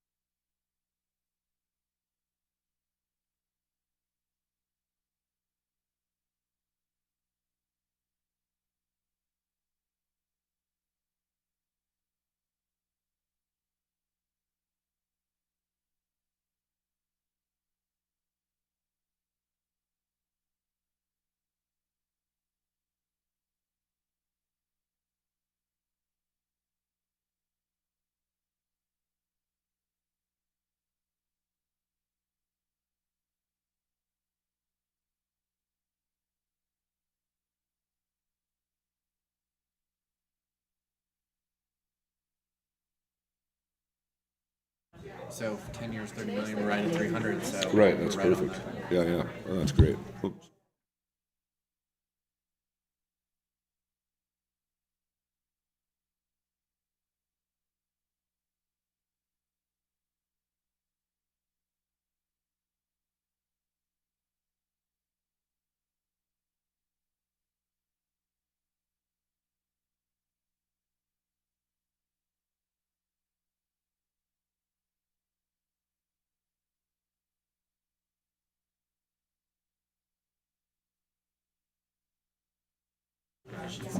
All right, we will go ahead and call this meeting back to order. We are moving on to item number 11. This is our Vision Zero policy. And Miss Emily Daughtery and Lieutenant Doug Sintel will be presenting this. Okay.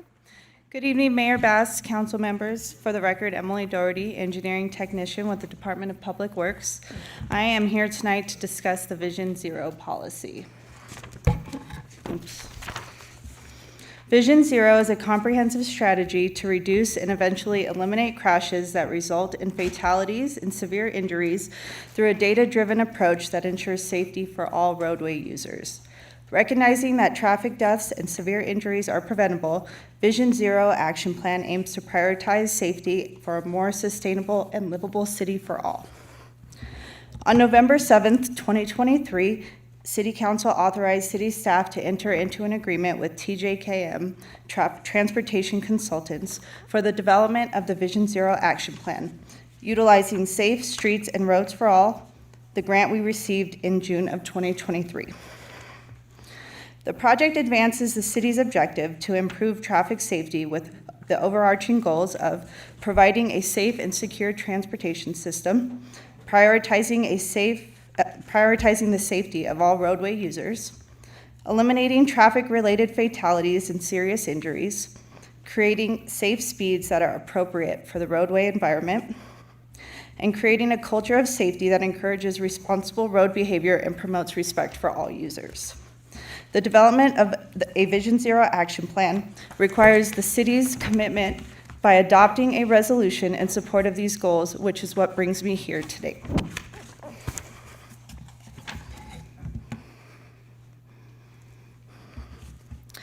Vision Zero seeks to move beyond traditional transportation safety practices by having a proactive and systematic approach based on the data gathered from 2014 to 2023 from the statewide Integrated Traffic Record System and the Crossroads Software Traffic Collision Database. To highlight some of the crash data collected during this time period, on both city streets and state routes, 17 people have died, 52 people have suffered severe, life-changing injuries, and an additional 158 people have suffered visible injuries. There have been 47 bicycle-related injury crashes, out of which 13 were categorized as killed or severely injured. There were 45 pedestrian-related injury crashes, out of which 16 were categorized as killed or severely injured. The total of pedestrian and bicycle crashes categorized as killed and severely injured amounted to a total of 32% of 92 crashes. The most common primary collision factor for crashes where people were killed or severely injured was due to driving under the influence, followed by automobile right-of-way violations on city streets, while for state routes, pedestrian violation is the topmost factor, followed by driving under the influence. One death or serious injury on our streets is one too many, so city and departmental leadership are dedicated to strategies that aim to reduce and eliminate these types of crashes in the city of South Lake Tahoe.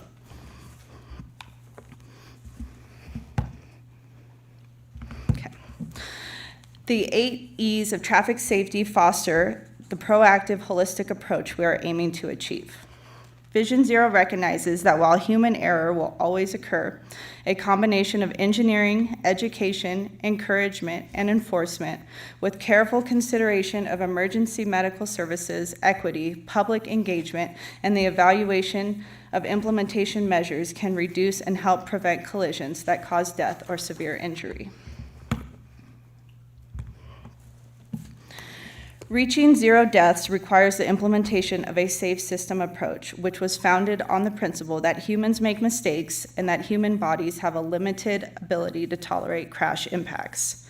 Applying the safe system approach involves anticipating human mistakes by designing and managing road infrastructure to keep the risk of a mistake low, and when a mistake leads to a crash, the impact on the human body doesn't result in fatality or severe injury. 6 principles that form the basis of the safe system approach include deaths and serious injuries are unacceptable, humans make mistakes, humans are vulnerable, responsibility is shared, safety is proactive, and redundancy is crucial. The benefits of developing a Vision Zero action plan include it being a holistic approach that incorporates more than just reactive engineering solutions. It is a data-driven strategy to identify, analyze, and prioritize road safety improvements. It's tailored to the specific traffic safety needs in the city and in our community, and considers the task force and community feedback to identify additional traffic safety-related concerns and develop solutions. The resolution before you tonight provides executive-level leadership in support of the development of the Vision Zero action plan and establishes formally the city's Vision Zero policy. This resolution is a valuable tool for formalizing, prioritizing, and pursuing policies that can help eliminate traffic crashes and improve mobility for all users in our community. It will also improve the city's position to apply for and receive future state and federal funding to implement the measures outlined in the Vision Zero action plan.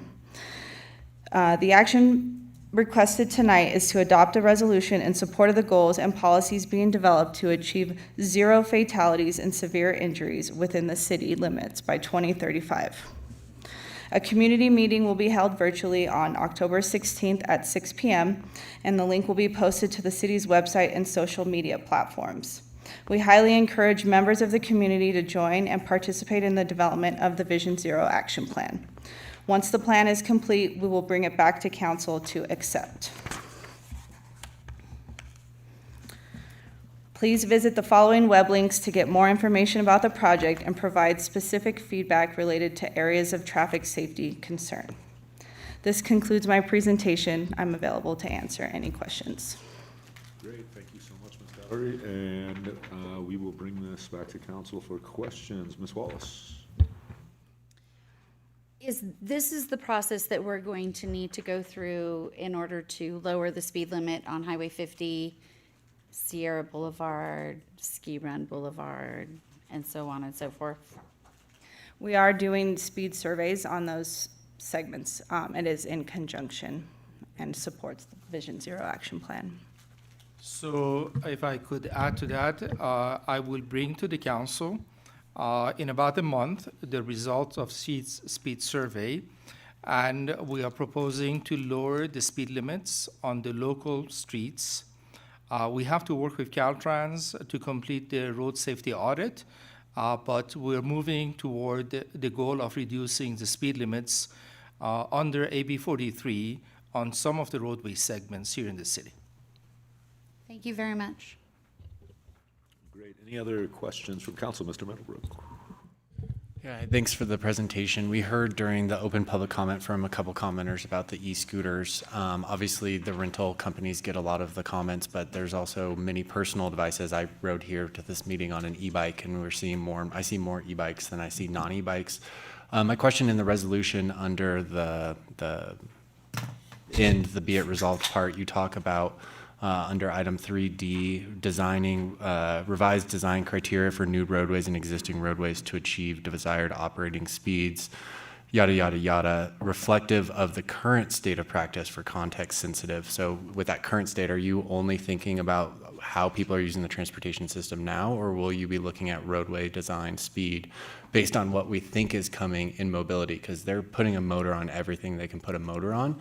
And it's going to come whether we want it or not. So instead of having to play whack-a-mole with bands, being proactive and building our infrastructure, as this says, for safe speeds in appropriate places. So scooters aren't on bike paths where grandchildren are walking, but both can coexist in their own zones within our infrastructure. So is that part of that consideration? It is part of it. It's part of Vision Zero is to be proactive and not reactive. So I think that is part of what is being considered when what they're calling the traffic safety toolbox is being created.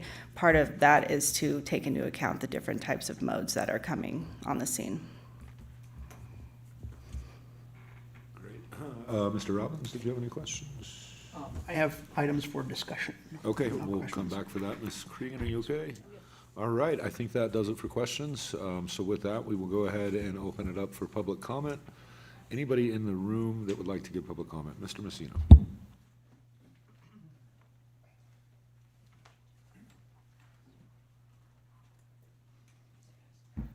Since they've brought up the safety on the pathways, when I was in Europe last summer, they have a very good policy, I believe, there. It's called walk on the left, ride on the right. And that way, the pedestrians are actually see the bicycles coming towards you, and you can step aside and let them pass you, where instead of having them come up behind you where you can't see them. It really helps prevent accidents. And I really encourage the city to promote a plan like that in this accident prevention thing. It works all over Europe very well. And it's just walk on the left, ride the bike on the right. And you don't have people coming up behind you and that kind of conflict. Much better visibility. Thank you. Thank you, Mr. Messina. Mr. Mosier.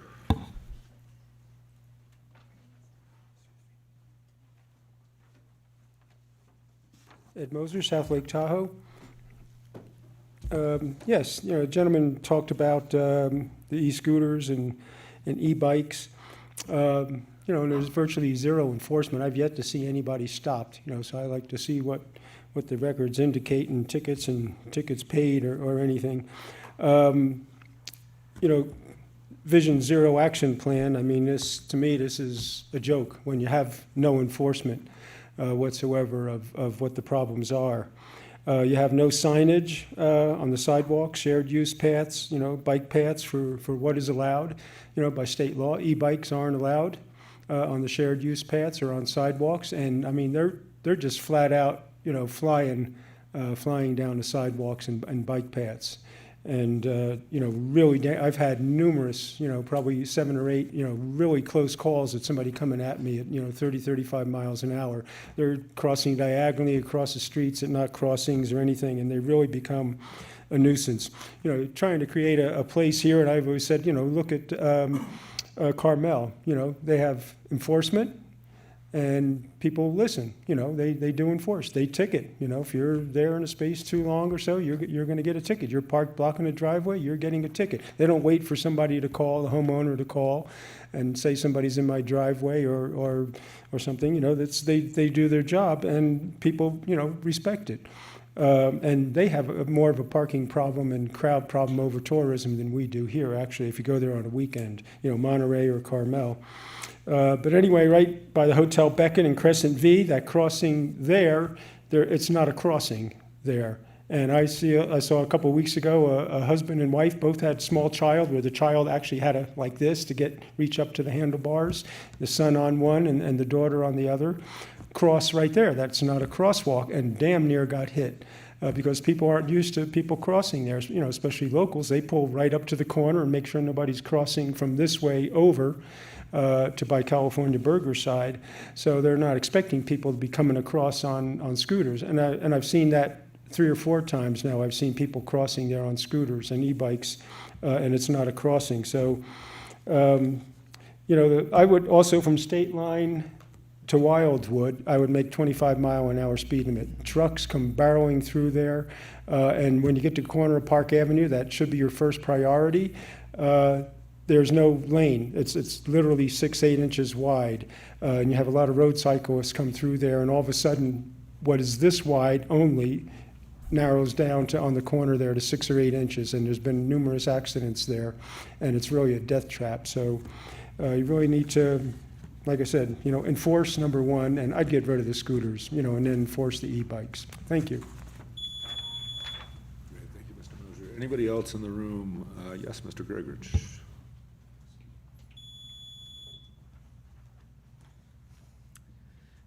Good evening, David Gregorich, speaking as a citizen. I wanted to address the human behavior component a little bit. I'm a hockey fan. Last month, hockey player Johnny Gaudreau and his brother were killed in a car on bicycle accident back in New Jersey.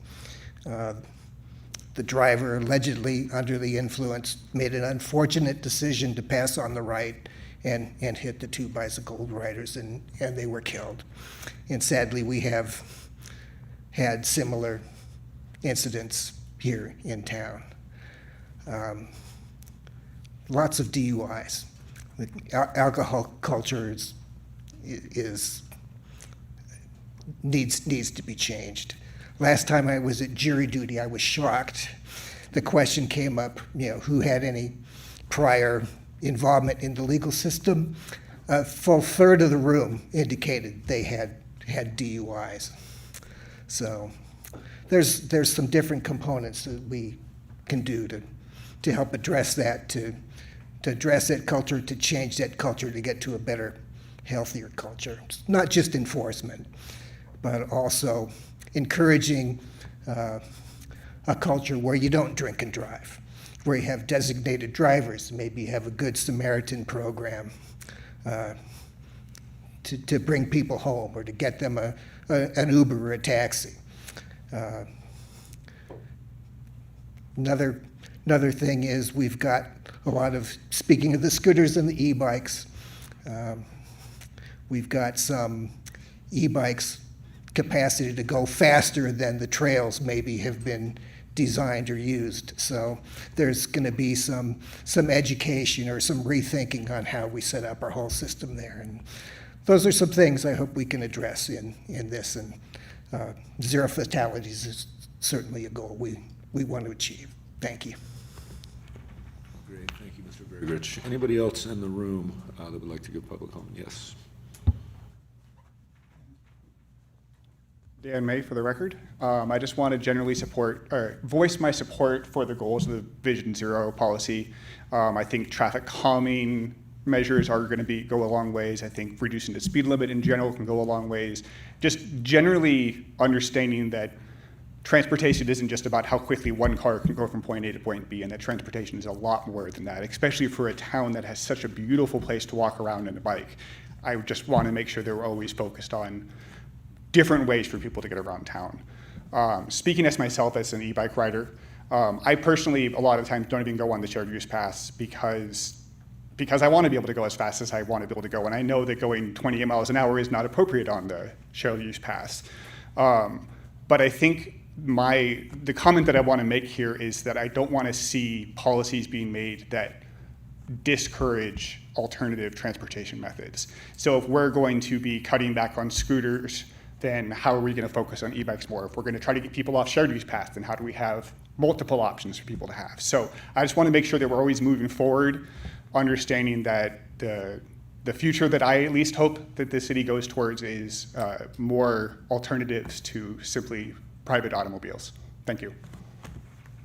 Great, thank you. Anybody else in the room that would like to go? Yes, please come forward. Scott Loberg. I'm for banning the e-scooters. On the holiday, 4th of July, there was just an explosion of them all over on the sidewalks getting ready for the holiday. There's got to be a cap on these. They should get rid of those and get rid of the e-bikes as well. People go a lot slower when they're using their own power. Right. Anybody else in the room that would like to give public comment on this item? Seeing none, we will go to Zoom. We'll go ahead and open up the Zoom platform for anyone who wants to provide public comment on agenda item 11. No additional public comments, Mayor. Great, so we will bring this back to council for discussion and or a motion to pass a resolution. Sorry, I haven't hit the speak button yet. One thing that, this is all excellent. I have 3 minor suggestions to make amendments here. One I want to point out is that the current layout here doesn't have any mention of public transit. And I think that's part of encouraging mode shift. the comments made from the public here about drunk driving and about people drunk driving, one of the best ways to reduce people driving drunk is for them to be able to take public transit home, right? You can go, if we had reliable transit that worked into the evening, right, that allowed you to take the bus home after the bars let out around midnight or so, if we had later running public transit, that's one way to actually reduce drunk driving, make that option convenient, especially if you know you're going to go out for an evening. So I would like to suggest we add an element here about advocating for and supporting public transit. I also want to suggest, per Councilmember Middlebrook's suggestion, that we make an amendment to element 3, subsection D, in which we talk about reflective of the current state of practice, to amend that to say reflective of the current and anticipated future state of practice, to reflect that it's not just about what current modes are, but what projected shifts in modes are in the future. I think we can see that people buying e-bikes is a thing that people are going to do, and people can just buy them. Forgetting the rental scooters, people are simply going to buy e-bikes, and making sure that our infrastructure is supportive of these types of mode shifts that are, many of which will happen no matter what we do. So let's make sure our infrastructure planning revolves around what people are going to do. And by the way, e-bikes are more benefit. Every e-bike trip is a car trip not taken, and that's contributes to the overall safety mission here as well. And then last, I'm suggesting that in item F, in recognition of the fact that we're not just engaging in a supportive and partnership role, but that we are actually trying to advocate for specific changes with Caltrans, I'm suggesting that we modify subsection F to say, and stakeholders to further the goals of support and advocate for Vision Zero, to actually specifically insert the word advocate, so that we're not just, to reflect that we are actually trying to lobby for specific changes that are identified in this plan. So those are my suggestions for 3 changes. They're all small. I think this is overall great work, but those are the 3 proposed changes we have. And if there's consensus, I'm prepared to make a very long motion to make those changes. Just a clarifying question, given that this resolution will be used for grant applications, and I don't assume any of your changes would change that, but does any of the proposed changes change your ability to use this for grant applications?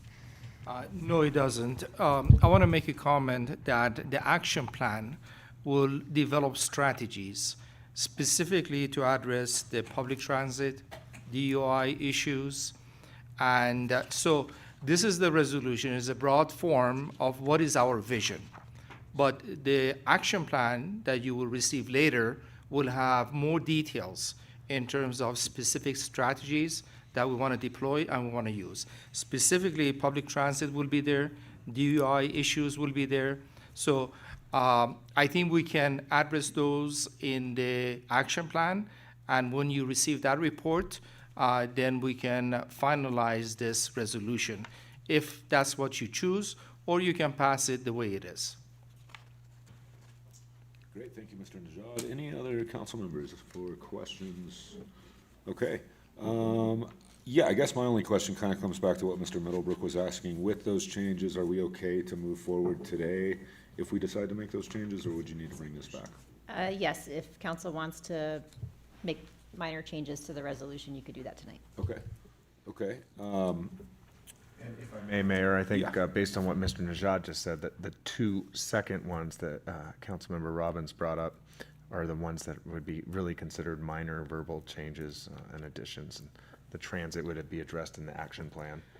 We can add it as a goal here and then see the details in the action plan, and I think that's reasonable. So we can put all 3 in there, and then we can see the results in the action plan that comes forward. Okay. Do you have language? I didn't hear Yes, language. For yes, I did. The language I have is to add an element, potentially as element I, advocate and support public transit capacity as a means to reduce vehicle traffic. Okay. Yeah, so do you want to go ahead and put a motion forward with all that? Yep, if we're ready. One moment. I move to pass a resolution establishing a Vision Zero policy towards zero traffic deaths and severe injuries by 2023, as presented with the following modifications. Section D altered to read, reflective of the current and anticipated future state of practice. Section F modified to read, to further the goals of support and advocate for Vision Zero, and to add a Section I, advocate and support public transit capacity as a means to reduce vehicle traffic. I will second it, but you said 2023 and it's 2035. You know, you're correct. Edit that to say 2035. Good catch. All right, we got a motion and a second, and we can vote.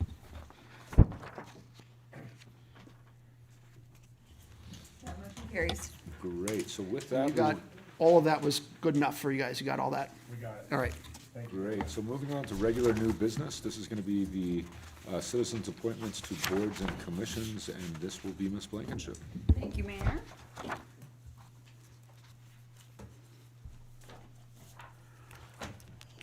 Sorry. Okay. At your August 23rd meeting, I notified you that there was a member who had needed to leave the ACT Commission, so I went ahead and solicited applications, and we did receive one application from Ms. Ayana Morale for that position. I also solicited applications for the Building Board of Appeals. I still have not received any applications for the Building Board of Appeals. I will keep soliciting for applications for that commission. But your choices tonight, you can appoint Ms. Morale to the position, or you can direct me to go out and continue soliciting for this position. Great, thank you, Ms. Blankenship. With that, are there any questions? Yes, Ms. Wallace. Ms. Blankenship, doesn't Ms. Morale already sit on the Police Advisory Commission, and is that competing roles? Yes, she does sit on the Police Advisory Commission. I don't have any issues with it. Okay. Yeah, we've had commissioners sit on multiple commissions before, and there's no issue with it being incompatible as long as they don't overlap in their duties, and the ACT and the Police Advisory Commission don't overlap. Thank you. Great, thank you, Ms. Wallace. Any other questions from council? Has Mr. Robbins? the ACT Commission, they were going to put together, I believe, a strategy. Has that happened yet? Yeah, they have. They had a facilitator support them in creating a three-year work plan with Mr. Stark, our Director of Parks and Rec. And so they're getting organized and highly functioning now. Okay, thank you. Great, thank you, Mr. Robbins. All right, any other questions? Seeing none, we will go ahead and open this item for public comment. Anybody in the room to give public comment on item number 12? All right, seeing none, we will go ahead and move to Zoom. Yep, I'll go ahead and open up our Zoom platform. iPhone, please go ahead and address council. Hey, it's Ayana. Yeah, I sit on the police commission, but my my term is up in December. That's why I applied for this, for context. But happy to answer any questions you have. Thank you very much, Ms. Morale. And I'm sorry. There is no additional public comments. All right, so with that, we will go ahead and bring this back for a motion. We only have one appointee. Question for staff real quick. Does the ACT Commission appointment require residency in the city limits, or is it city and county? I just wasn't sure. Some of them require to be in the city, and I just can't remember which is which. Ms. Morale does actually live in the city. She checked the inappropriate box. What's the answer to that question? Oh, you want to, it's within the Tahoe Basin portion. Of El Dorado County, so it's county included? Oh, Yes. it's county, okay, So, thank you. yes. Thank you. I move that we accept Ms. Morale as the 5th or 6th member to replace the seat that was vacated on the ACT Commission. I'll second. All right, we can vote. That motion carries. Thank you. Great. Moving on to item number 13. This is going to be the pathways to removing obstacles to housing grant application. And Mrs. Jack Wackenhut Lomeli. Good evening, Mayor, council members. For the record, Jessica Wackenhut Lomeli, Housing Manager with the city. Today I'm here to request authorization to apply for the U.S. Department of Housing and Urban Development, or HUD, Pathways to Removing Obstacles to Housing, or pro-housing. I just want to clarify and maybe make things a little bit more confusing right now, that this is a federal grant from HUD, not to be confused with the state of California's pro-housing designation or the pro-housing incentive program that we were already awarded. HUD released the Notice of Funding Opportunity, or the NOFO, on August 13, 2024. The city is eligible to apply, and the grant size is between $1 and $7 million. The intent of this grant is to streamline and minimize barriers that prevent housing opportunity. The housing element includes a couple of programs that staff have been unable to identify funding for, in which we have documented need from community engagement done throughout the housing element, but also in addition to various community events and meetings. The first proposed eligible activity we're proposing in this grant is a rehabilitation loan program. This loan program will assist residents to incentivize improved housing conditions, harden homes against wildfire threats, and make energy efficiency upgrades while maintaining affordability. The second proposed eligible activity is a tenant legal services program. This program would provide funding to provide on-call legal services to tenants facing civil issues. Right now, we have the housing hotline, which addresses substandard housing issues, not civil. Both of these programs will allow low and moderate income individuals and families services that mitigate displacement risk and maintain the community's access to jobs, families, and social networks. These programs will meet goals in both the Climate Action Plan in addition to the housing element. Today is serving as the public hearing for the city's application to the HUD Pro Housing Grant. In addition, beginning on Friday, September 27th, the public will be able to review and provide comments on the application for 15 days until Friday, October 11th. This will be provided on the Housing Division's webpage, so on the city website, or we will also have it printed in person at the Development Services Office. Thank you, and I'm happy to answer any questions. Great, thank you so much, Ms. Lomelli. Any questions from council on this item? Yes, Mr. Robbins. I just wanted to clarify something. So the two programs that the grant is to be spent on, the rehabilitation loan program and the city's civil issue legal services.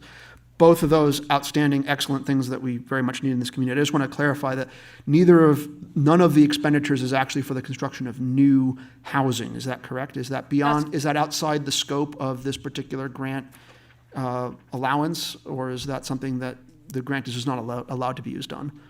It is, we are not including new construction under this application, but new construction is an eligible activity under the grant. Is there a reason we didn't consider new housing development or acquisition as one of the things we would expend the funds on? Yeah, Both of these are outstanding and things I support and we need. I'm just trying to understand the prioritization. Yeah, I'm happy to address that. So with a lot of the state grant funding that is already existing and that we've been applying to, that's generally for new construction programs or for rehabilitation.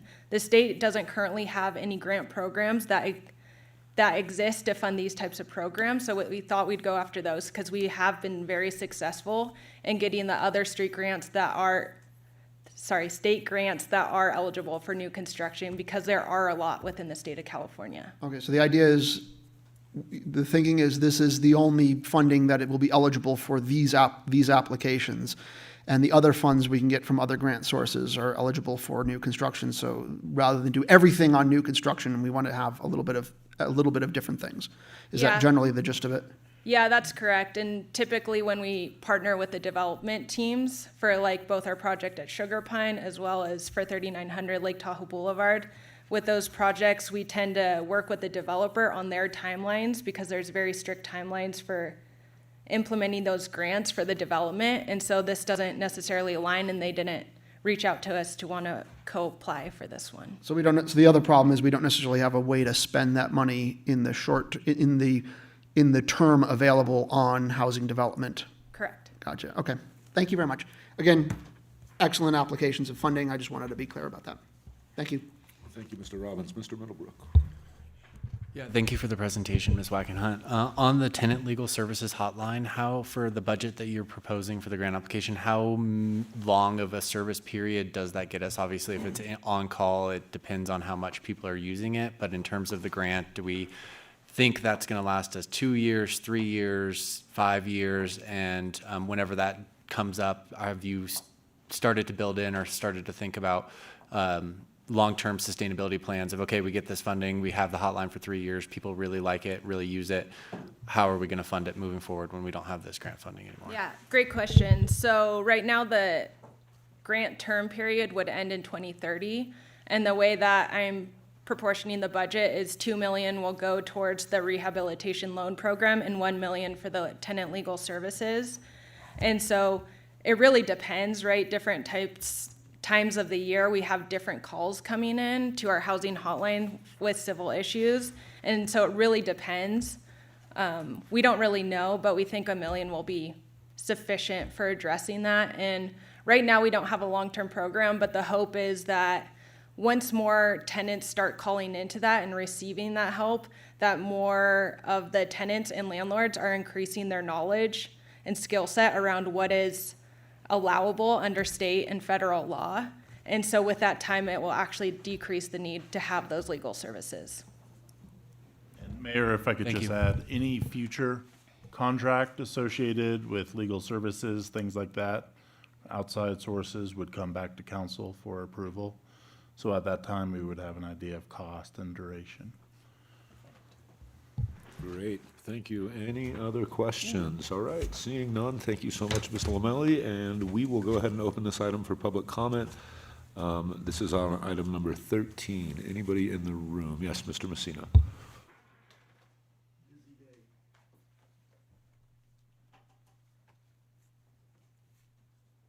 John Messina speaking for myself. The rehabilitation housing is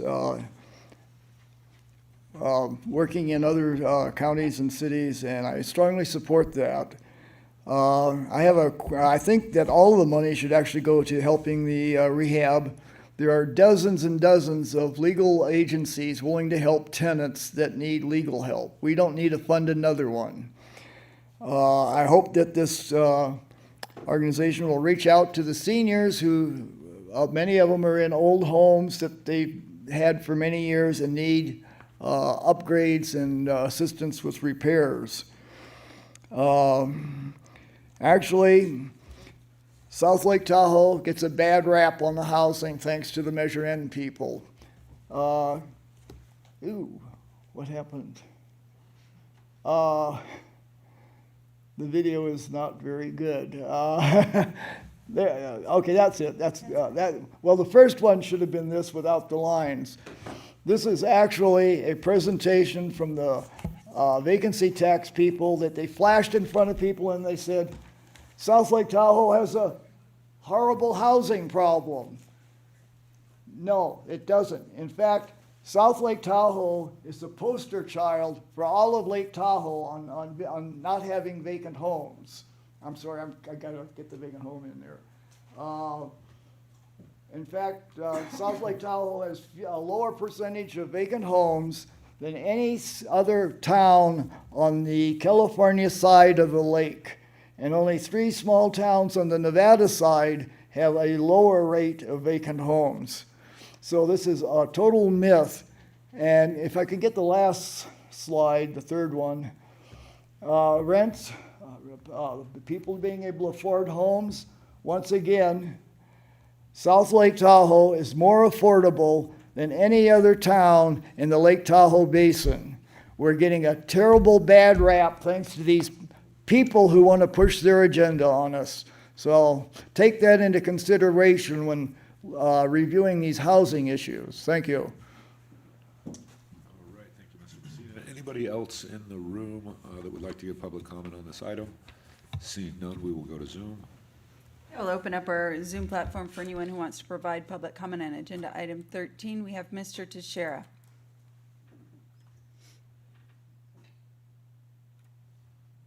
Thank you, Ms. Blankenship, and good evening, Mr. Mayor and members of the City Council. Steve Teixeira on behalf of Tahoe Chamber. First of all, congratulations to the city for earning the fairly prestigious pro-housing designation from the state of California.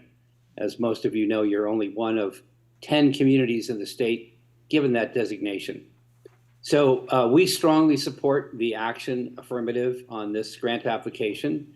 And our question would only be if there's any opportunity for organizations in the community to write letters of support, if that would help the grant application. So please let us know if that's the case. Again, congratulations on the pro-housing designation, and let us know if there's something we can do to support your application. We support the council's affirmative action on this staff request. Thank you. Thank you, Mr. Teixeira. There's no additional public comments at this time, Mayor. Great. So with that, we will go ahead and bring this back to council for discussion and or a motion. I have a number of friends who have had these kinds of challenges with their landlords evicting them, even though they still have active leases, and none of them are broke enough to qualify for this kind of legal aid. So having options beyond the housing issues hotline, or being able to expand that option to have it be more capable, I think is something that would be really beneficial for tenants in this community, especially. It's a very much a, tenants are in a very weak position here in this community, and being able to provide them with a bit of access to legal aid services would be immensely valuable. And I think that's something that is really valuable to see being brought forward. I would, I think, potentially prefer to see, priority funding go to development and acquisition of housing, but recognizing that there's not likely to be other grant sources easily available to support these sort of secondary priority, what I would see as secondary priority programs. I think it's really good to have that. The winterization and the home loan being able to have our more dilapidated units be brought up to a higher quality standard also means that those could become rentals in the future with some potential investment. So with that, I think this is an excellent thing, and I'm really glad for staff for working on it. Great. Thank you, Mr. Robbins. Any other council members that would like to have discussion? Looking for a motion? Ready to make a motion if they're, sorry. Go right ahead. I thought you had a comment. I wasn't prepared to make a motion. I'll make the motion then. I'm I sorry. move that we pass a resolution authorizing staff to submit a pro-housing grant application for amount not to exceed $3 million. I'll second. Great. We could vote.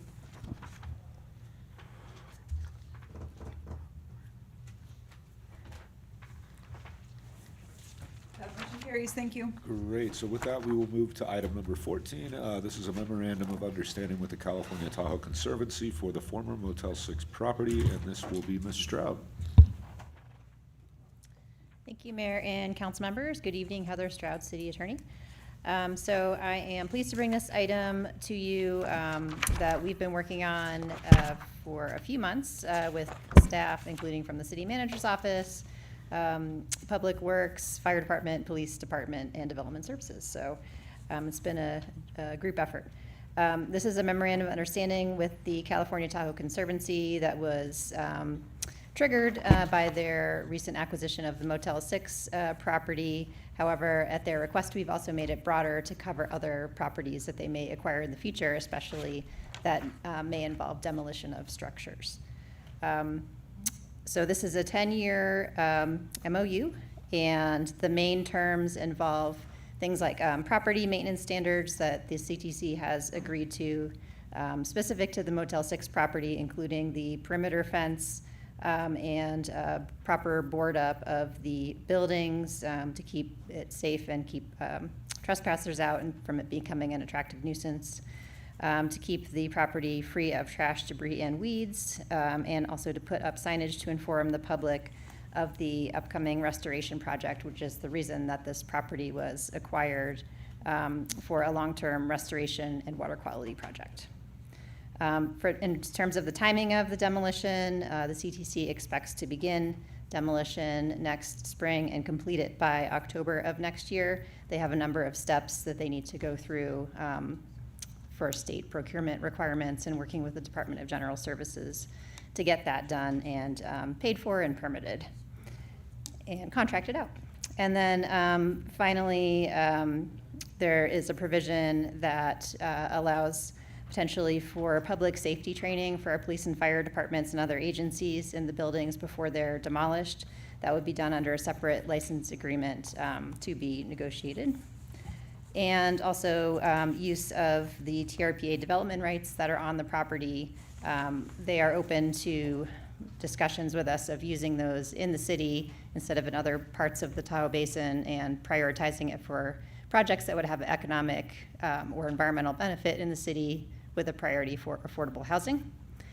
And the city then would also have input on the restoration project as it's moving forward, to include public access eventually, and including the South Tahoe Bikeway that currently goes behind the Motel 6 building, that may stay in the same location or be moved depending on the restoration plans. So with that, I am available if you have any questions. Great. Thank you so much, Ms. Stroud. Any questions from council? Mr. Robbins. Yeah, I see that we have an item here on B, that they are going to investigate the feasibility of adding sort of screening material to the fence. One of the unsightly issues with the way they have the building set up now is the plywood boarding that they've put over all the first-story windows. Is there any potential we could get them to at least paint the plywood to match the wall color so it doesn't look quite so bad like a boarded up abandoned building? I mean, it is a boarded up abandoned building, but maybe it could, if they could just paint those boards, it wouldn't be so awful. Yeah, those boards aren't in their final configuration. They'll be submitting a plan to the city for approval to the building division for proper board up. What is that? Could you elaborate on what that means precisely? I guess that's a Zach So the question. city uses, for the purpose of boarded up buildings, the city uses FEMA standards. So it includes ways that the boards are attached, and when that plan is submitted for board up and a permit is issued, compliance is assured with that. There is not necessarily a requirement to match the color under FEMA standards, but we can absolutely look into that in terms of a potential to do that. Really, FEMA standards focuses on the strengths of the boards, how they're attached, making sure that no one can get in, and that so it's also adequate for first responders too. So, assuming that there's not any problem with painting or anything like that, we would definitely look into that potential. Yeah, because I think that would be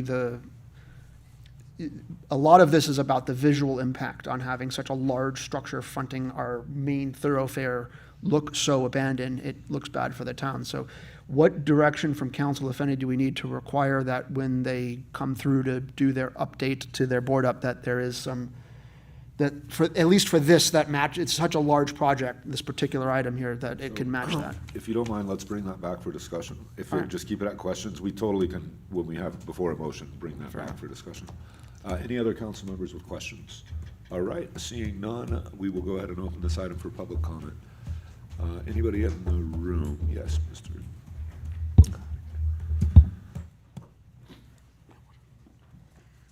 Scott Loberg.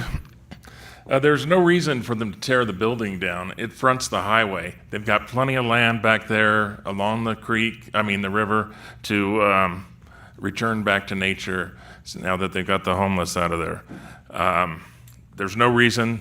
You talk about equity, even in traffic.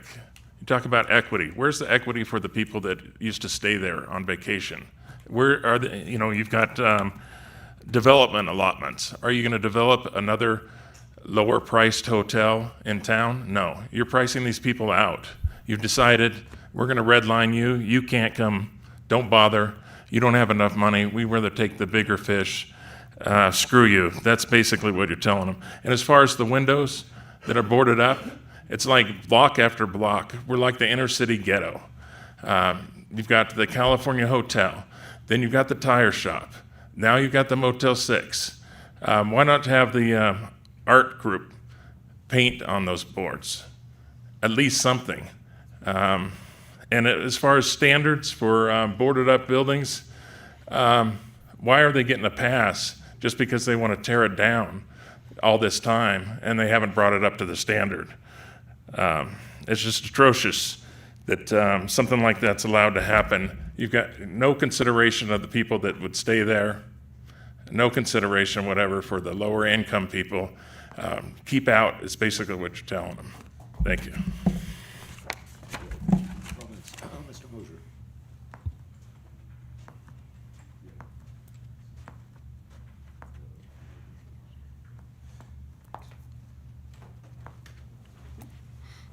Ed Moser, South Lake Tahoe. I'm opposed to this MOU because I don't see it as being necessary. I'm also opposed to tearing it down. There's a long history here of destroying more low-income and affordable housing than has been created here on the South Shore. Do your homework. The numbers speak for themselves. As far as, we need a place like that is perfect for foreign student and seasonal employees, which are an integral part of the workforce here. A lot of the motels that were torn down where the hole is, where a lot of them stayed there, is no longer there, so they're more scattered around town. And, as we are seasonal, we are a two-season town, so you really do need seasonal workers. And this is a perfect, place for it, and you have several buildings there, so you couldn't have one or two, part of it, half of it designated for seasonal employees and half for all year-round employees. Tammy, you mentioned a while back there during this discussion that, that it's in poor condition. But, it wasn't tagged, and it's not the Sunray Motel, and wasn't tagged by the city. There are a number of several older motels here that have been purchased, stripped down to the studs and joists, and rebuilt and remodeled, and are doing quite well, and are, right up at the top tier on social media and everything for people coming here, and especially the younger people. So they're thriving and popular tourist destinations. The 3 motels purchased by the Tahoe Coalition for the Homeless, have been refurbished, and for living units. And the Bears Den, I think, is probably in a lot worse shape than the Motel 6. That's going to be, that space there is, you have the part of the 31 acres, and there's 500 acres or something they purchased Johnson Meadow across the highway. This is providing, not even 1% of habitat, and it's right on the highway. Eagles aren't going to sit there and watch the cars go by. So, as like I said previously, it's going to provide, for 10 field mice and 5 homeless is about all you're going to get there. So, there's utilities are in place, everything's in place. Look at the cost, 800 and something thousand, for what we're building at Sugar Pine. And because we're having to put all the infrastructure in. Here, you have the parking lot, you have everything there, the buildings there, the utilities are all in place. It's just a matter of taking walls out and combining units and making 2 and 3 bedrooms. So, where there's a shortage and we're looking at housing, just the previous item, for pro housing. And here you are destroying some that's already there and ready to be used and can easily be refurbished and remodeled. So this really makes absolutely no sense to do this or to have this MOU with conservatives. Thank you, Mr. Mosier. Appreciate it. All right. Any other public comment in the room on item number 14? Seeing none, we will go ahead and open up Zoom. We'll open up our Zoom platform for anyone who wants to make public comment on agenda item 14. I will note for the record that we did receive 2 public comments, one from the CTC and one from Mr. Jenkins. No additional public comments, Mayor. Great. We will bring this back to council for more discussion and or a motion.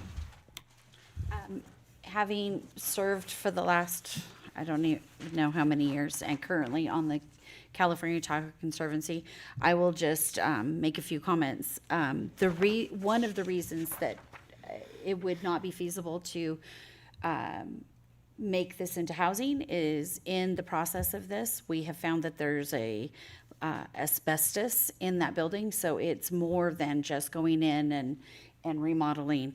And to clarify, it's not tearing this down is not habitat for wildlife. It's a filter for runoff into the lake. And so there will be quite a significant amount of commodities, TRPA commodities, that can be used for housing.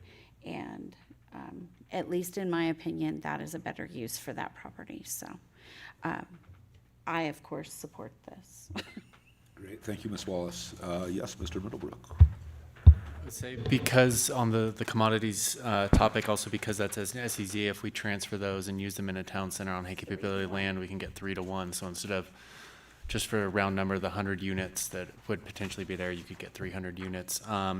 But also just wanted to call out 2 things specifically. Ms. Stroud mentioned the public access and the recreation with the bike path. I also don't want us to forget the river access. That currently, that parking lot, well, I guess not now that the fence is up, but that parking lot is typically a really great river takeout location for floating the Upper Truckee River and then walking across the bridge and going and getting a beer at the hangar.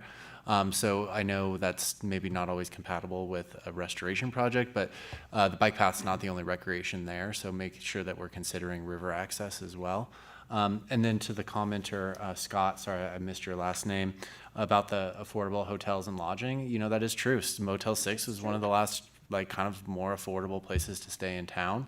And the Coastal Conservancy in California has a really great program they call Stay on the Coast, where they've actually gone and purchased hotels within a half-mile walk from the coast, and they offer and operate them on a low-cost overnight rental basis. I don't know the logistics of if it's a lottery system or this or that, but you know, I would encourage future councils to think innovatively, and how great would it be if there was some city owned or operated through concessionaire hotels on the lake or near the lake that people who live in, I don't know, I don't want to name another city in California and get someone mad at me, but who can't afford, you know, staying at one of our higher end properties, especially during peak summer months, that we could have access for folks for a very affordable rate to actually stay and enjoy our town more equitably. So I appreciate that comment.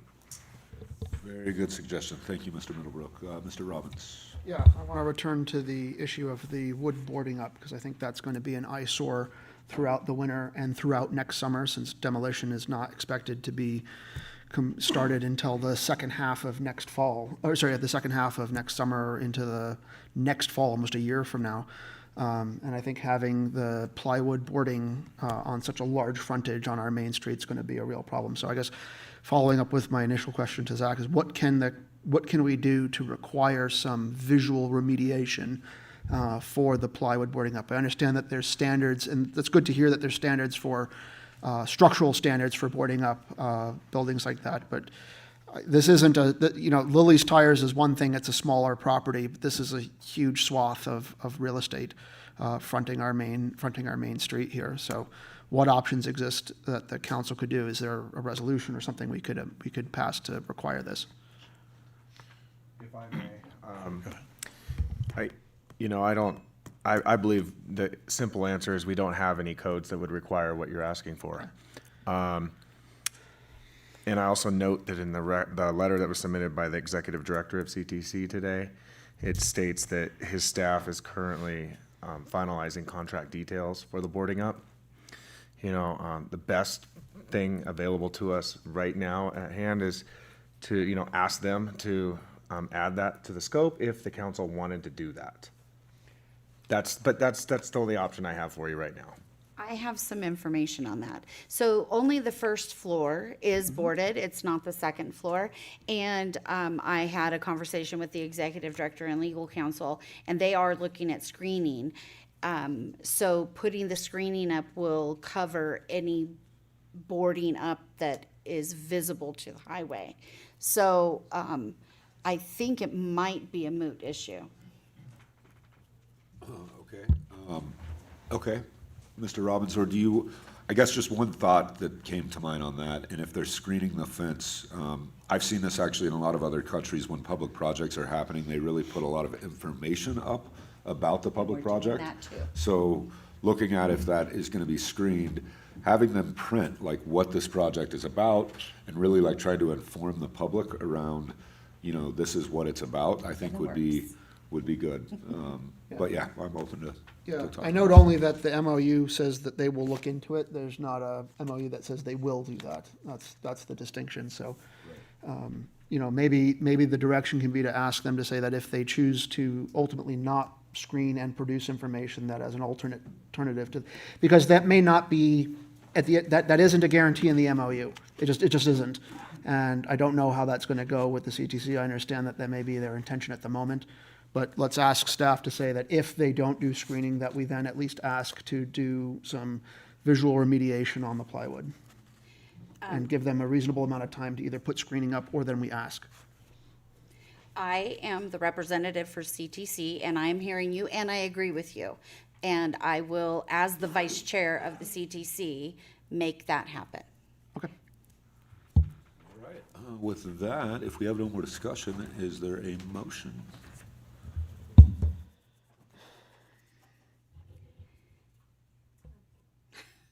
I move that we authorize and direct the mayor to execute the memorandum of understanding with the California Tahoe Conservancy for cooperating on the demolition and restoration of the former Motel 6 property and other properties the CTC may acquire in the future. I'll second, but I will also note that your microphone is on, and so I thought that you were going to second. We can vote. That motion carries. Thank you. Great. So with that, we are going to go ahead and move on to item number 14, or excuse me, item number 15. This is a contract with California Skate Parks for $435,700 for the Bijou Skate Park renovation, and this will be Mr. Stark.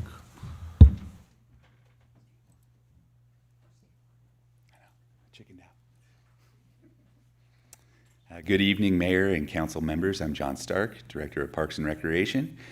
Tonight, I'm presenting to you the skate park renovation project funding request and contract award. Let me give you some background here for the skate park project. Council committed $250,000 of ARPA funds to the skate park project. This project has been broken into phases, with the first phase being repairs to the existing skate park completed in 2023. Phase two was to use the remaining funds to renovate the existing basketball court area that's currently being used by skaters with homemade features into a skate park. The city worked with Action Sports Design to design plans for converting the courts into a street-style skate park.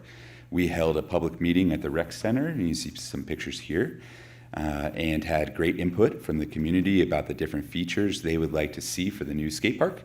That was followed up with a virtual meeting where 4 different design concepts were shown and voted on by community members. The design selected was further refined by members of the skate community working with ASD over this past winter. So here you can see one rendering of the proposed skate park design on the existing basketball court. And here's another showing how it's connected to the existing skate park. With a final design ready, ASD recommended that staff put the project out for pre-qualification applications due to the specialized nature of construction, to have contractors that have experience building skate parks bid on the project. This is to ensure the quality of the construction for durability, as well as for the best user experience. Through the pre-qualification process, we had one contractor submit an application, and that was from California Skate Parks. Staff also reached out to 2 additional contractors that were interested in submitting an application. That was Grindline and American Ramp Company. All 3 contractors satisfied the pre-qualification process and were issued bid documents. The city received 2 bids, one from California Skate Parks and one from Grindline. California Skate Parks was the lowest responsive bidder at $435,700 for the base bid. So additional expenses, including contingency, materials testing, inspection services, and labor compliance, require additional funds. The total construction estimate for the project is $469,485. The project currently has $181,171 in remaining funds available towards construction for Phase 2. Based on anticipated costs, an additional $281,314 is necessary to award the contract. Staff proposes reallocating a total of $281,314 from the current fiscal year 2023-2024 general fund from budgetary savings. This includes $81,314 from the city attorney litigation settlement budget savings, This savings is a result of underutilized litigation settlement budget, which, if not used, would be added to the ending fund balance in the general fund after the fiscal year closes, increasing the available excess reserves, as well as $200,000 approved to be transferred from the transient occupancy tax revenue fund due to increases in property tax and tax increment revenues in recent years. The backfill has not been required since fiscal year 2023. It's staff's recommendation that that council make the award due to the specialized nature of the work, and that staff recommends the award of the contract to California Skate Parks. I'm available for any questions. Great, thank you so much, Mr. Stark. Any council members with questions for Mr. Stark? Mr. Robbins? Okay, when do you, if the vote goes to award today, when would you expect construction to start? I'm sorry, I just didn't look for it in the report. Thanks. So construction would begin at the start of next building season, and with a completion date of July 15th. Within the same building season? Next year, yeah. Within the same building season? Yes. All right, thank you very much. Yeah. Great. And any other council members? All right, seeing none, we'll open to public comment. Thank you, Mr. Stark. So this will be a public comment on item 15. Yes, Mr. Lieber. Scott Lobert, it's all well and good to take out a basketball court and put up a skateboard, but are you going to replace that basketball court that you take out? No, I didn't think so. Once again, this money is moving out of the area to a builder from out of the area. There's no path to getting builders trained, certified to do these kinds of projects. The various projects that the city has, whether it be putting in skate parks, putting in electric vehicles for the charging stations, the money just continues to go out of the area. Thank you. All right, thank you for your comments. Mrs. Richmond or Mr. Gregorich, either way. Together, great, all right. Good evening, Council. Amelia Richmond and David Gregorich speaking on behalf of the Parks and Recreation Commission. The Parks and Recreation Commission would like to encourage Council to vote tonight to pass the resolution to execute the contract with California Skate Parks to build the new skate park at Bijou Park. This is the kind of project where the devil is in the details and where having a specialist makes all the difference. The professionals at California Skate Parks are the leading experts in skate park construction. Their team has built amazing skate parks all over the world, including the street and park design for skateboarding's debut at the Tokyo Olympics. We commend staff for recruiting the top experts in their field for this project, and we know both the community and council want to design an awesome skate park and make sure that we do it right the first time. Hiring California Skate Parks is how we make sure that happens. And I just wanted to add that there, as Mr. Stark showed you, there was an extensive design process here. The skate community was actively involved. There are different styles of skating, so they worked to accommodate the design the best to complement this park and other parks in the region. So this is also regionally important, this design. So it is important that we get this constructed right.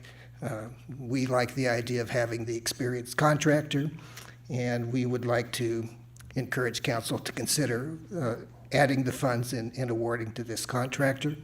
I believe we may also have members of skate community on Zoom that we may hear from in a little bit. Thank you. Okay, thank you. Great, thank you both. Anybody else in the room that would like to give public comment on item 15? All right, seeing none, we will move to Zoom. Yeah, we'll open up our Zoom platform for anyone who wants to provide public comment on agenda item 15. I do see one hand raised. Elias Blood. Hello, can you hear me? Yes, we can. Go ahead. Thanks for having me, Council. My name's Elias Blood.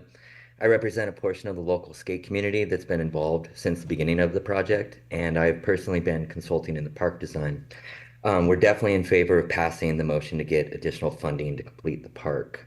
It would serve as a huge benefit to the community and an attraction to visitors spending time in Tahoe. The local community is really, really excited about it. I'd like to personally thank John Stark with all his help with this, and that's all. I appreciate your time, council. Thank you very much. Thank you. No additional public comments, Mayor. Great, okay. We can bring this back to council for a motion and/or discussion. Follow-up question. Go ahead, Mr. Robbins. Mr. Stark, just to clarify, how many basketball courts are anticipated to be or designed to be in the new $80+ million rec center that is currently under construction? Thanks for bringing that up. There's going to be 12 backboards. Okay, good to know. So that sounds like we'll be well set for basketball throughout the year, indoors. I would agree. All right, thank you. I attended the skate park design meeting, what was it, about a year ago almost? It was very well attended. Skating's not my personal thing, but I think providing that kind of location for people that want to do skating, to provide them an excellent place to do it, is well within the purpose of the city. So I think this is an excellent outcome. The price is a little on the high side, but sometimes them's the breaks, and you have to get contractors that are qualified to do this kind of work. You can't ask someone who doesn't know how to do this work, that has never done this before, to do this kind of work. And so I think it's reasonable that we had pre-qualification for the contract. So to address the public questions about why the contract is going where it is, I think that's a completely reasonable outcome. So with that, I'm unless there's other comments, I'd just make a couple more comments real quickly. I'm really excited to see this move forward. It's been a long time coming that the city devote some resources to the skate park. We've seen skating become really elevated in the sense of just a world sport. And I think that, being a ski community in the summertime, a lot of snowboarders, skiers use the skate park to kind of keep up with their skills. So I'm super excited to see this. I also want to see that the city really look to plan for a brand new skate park, as so many other places throughout California have really stepped up to kind of what I'll call a world-class skate park. And so I look forward to us not just doing this is for the near term, which is so needed, but that we really look to plan a much larger skate park and get together with commitments from council that can bring private funding to help us get that done. But with that, I think it'd be great to see a motion and look forward to seeing this move forward. make a motion. I move to pass a resolution authorizing and directing the mayor to execute a contract with California Skate Parks for a total of $435,700, allocate $33,785 in additional funds for contingency materials testing, inspection services, and labor compliance reviews, and authorizing the FY 2023-2024 budget amendment by transferring a total of $281,314 from the general fund budgetary savings and reallocated previous commitment to the skate park renovations capital project. Well, you don't make them short sometimes. Second, I'll second. Just make the motion, Right. do the thing. Great, so we have a motion and a second, and we can vote. That motion carries, Nice. thank you. All right, great. Before we move on to these final three, does anybody need a break, or can we move through? 5-minute break. We are going to take a 5-minute break. Actually, why don't we make it 9 minutes? We don't have long to go. 8:30, 9 minutes, yeah, 8:30, and we'll come back.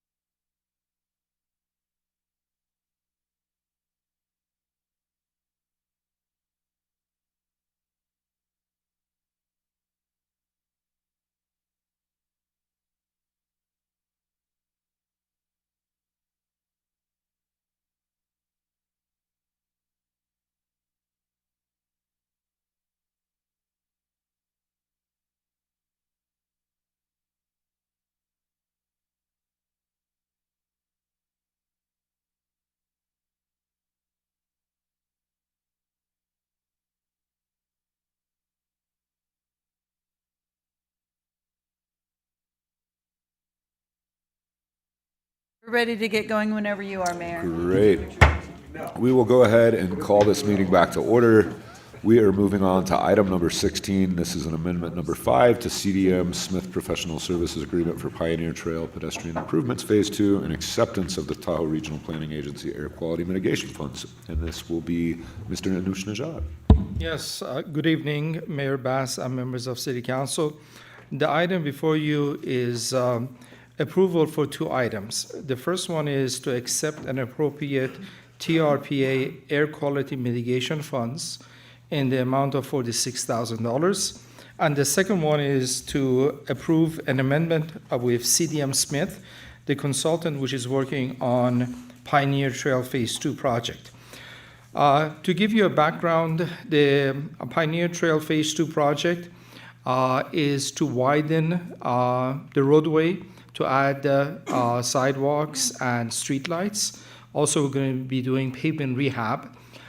We have been working on this project for about 2 years. I want to report that we have been successful, Mr. Anderjack, to negotiate all of the right-of-way that we need for this project. So we have submitted for right-of-way certification with Caltrans.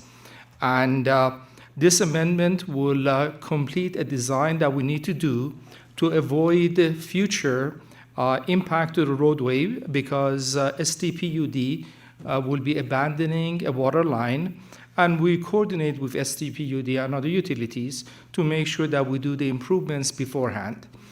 So this design will, this additional funds will complete that design, and it will allow us to proceed to getting the E76, which is authorization for construction. So basically what we're asking the City Council to do is to authorize and direct the mayor to execute an amendment number 5 with CDM Smith for an additional $34,558.72 and to accept the TRPA funds in the amount of $46,000. Great, thank you, Mr. Najad. Any questions from council members? Yeah, Mr. Middlebrook. What's the funding status for the actual construction component of the project? Yes, so as I mentioned, we plan to submit for right-of-way certification by November 1st. We anticipate that all of the design will be ready by around December, and we're going to be submitting that to Caltrans to get the authorization for construction.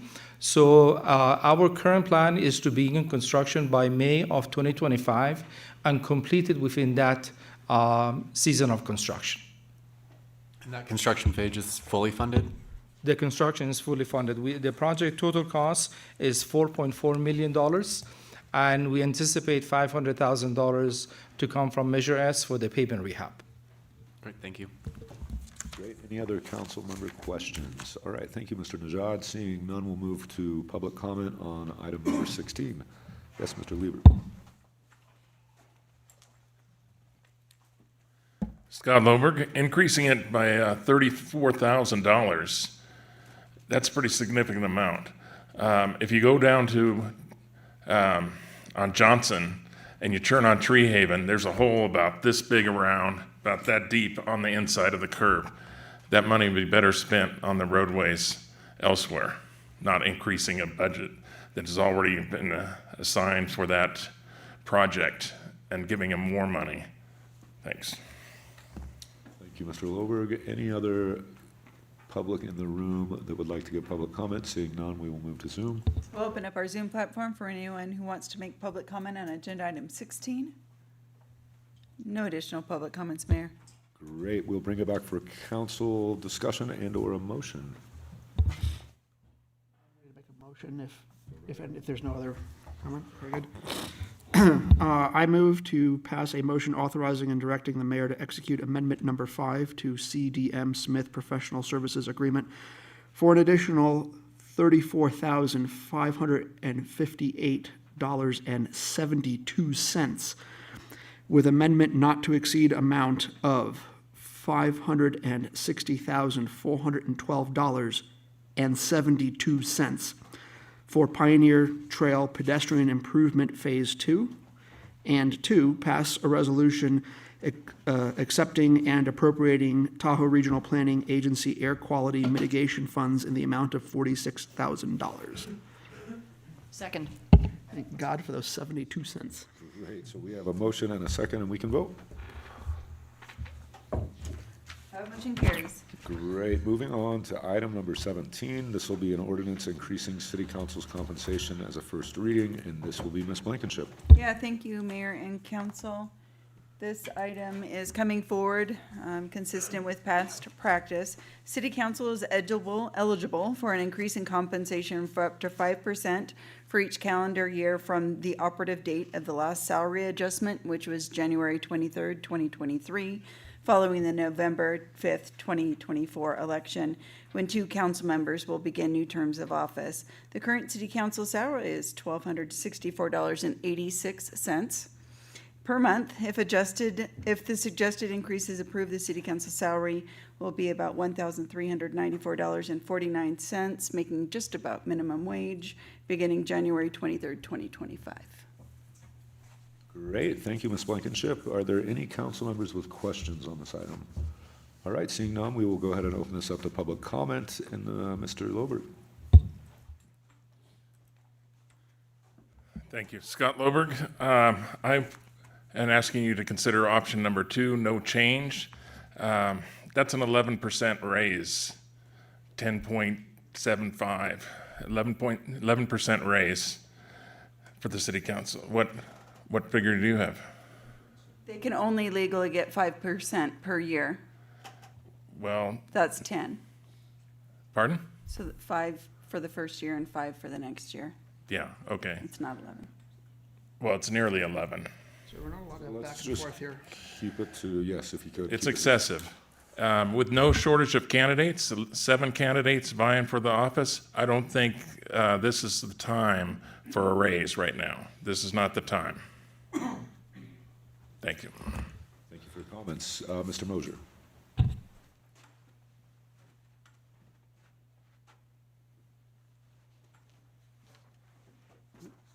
Ed Moser, South Lake Tahoe. First question I have, just out of curiosity, is, for protocol and procedure, is where is it in our city clerk's job description that she brings forward you to get a raise? I couldn't find that. I know that's been the procedure and process for some time, and then you turn around and give the city clerk a raise. But anyway, I'm kind of opposed to this at this time. There's a lot of needs, and yes, it's not that much money. And as I've stated previously, I think should do away with the health care package and everything. But by state law, they can't pay you $30,000 a year or $35,000 a year, which I've always said would probably be more appropriate if the person did the job right and really dedicated all the time necessary to do the job.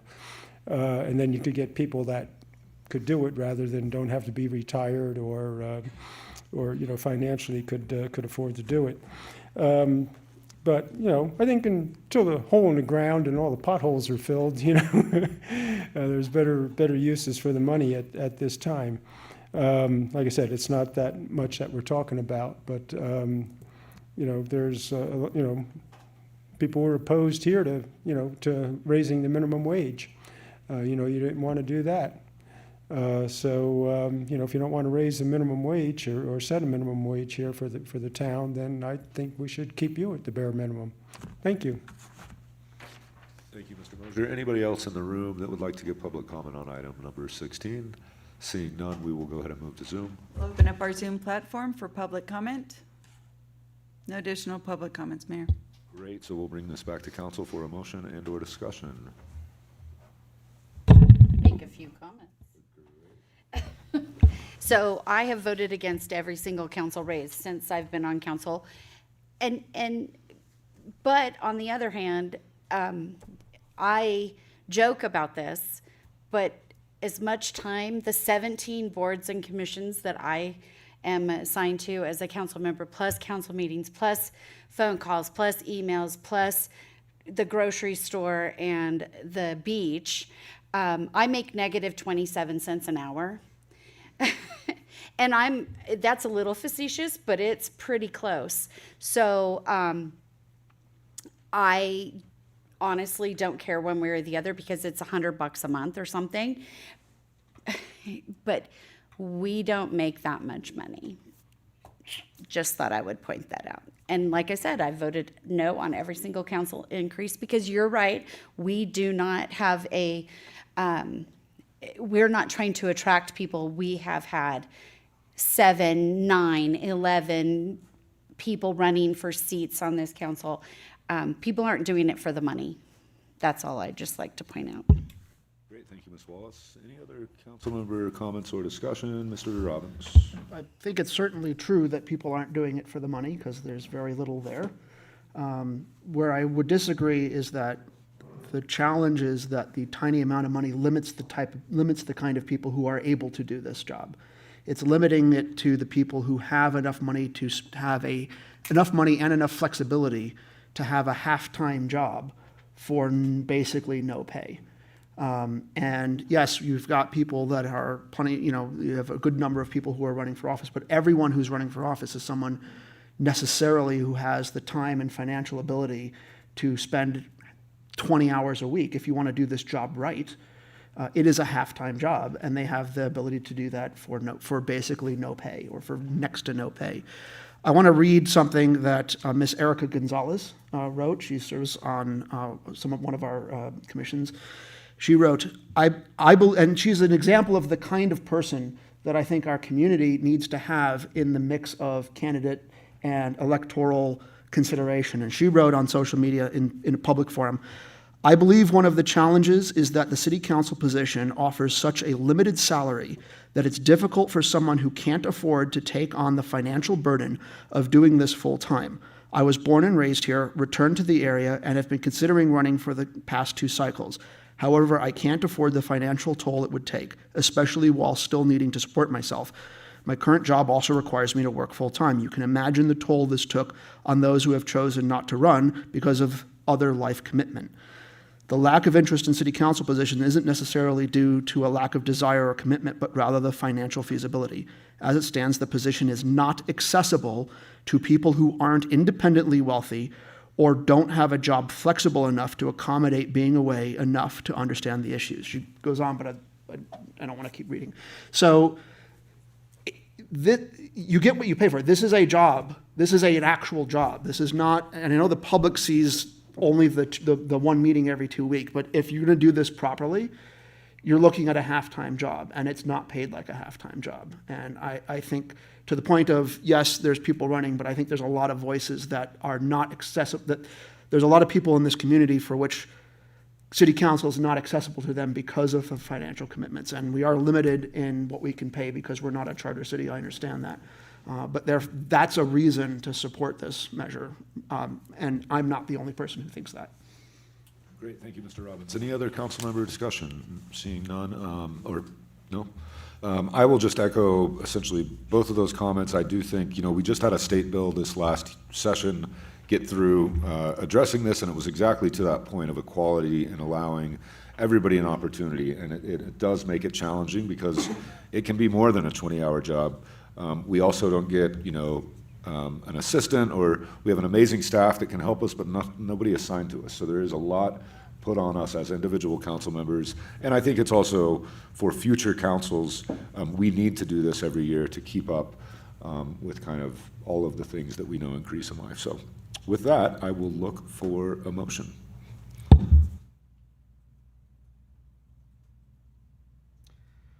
I move to hold a first reading by title only of an ordinance increasing the city council compensation to $1,394.49 per month, effective January 23rd, 2025, and refer second reading and adoption to the October 22nd, 2024 meeting. Great. Anybody? I'll go ahead and second.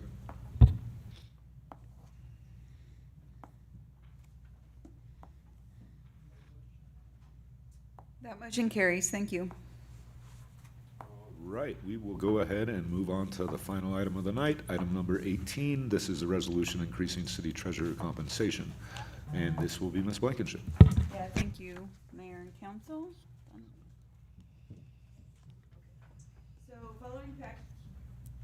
Following past practice, the increase of city treasurer compensation has been consistent with the increase in city council compensation. The attached resolution is drafted to increase compensation by 5% for each calendar year from the year operative date of the last salary adjustment, which would increase the monthly city treasurer salary consistent with city council. Great, thank you, Ms. Blankenship. Let's see, any questions from council on this? Nope, we will go ahead and open up public comment. Anybody in the room? Yes, Mr. Wilbert.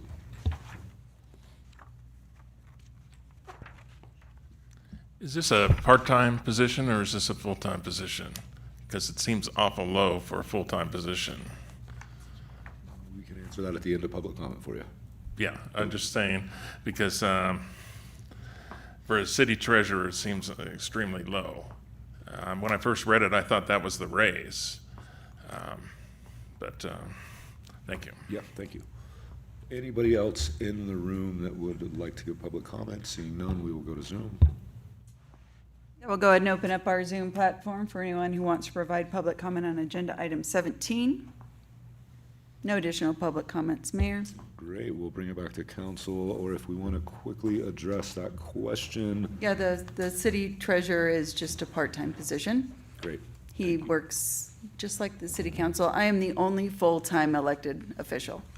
Thank you so much, Ms. Blankenship. All right, with that, we will go ahead and look for a motion.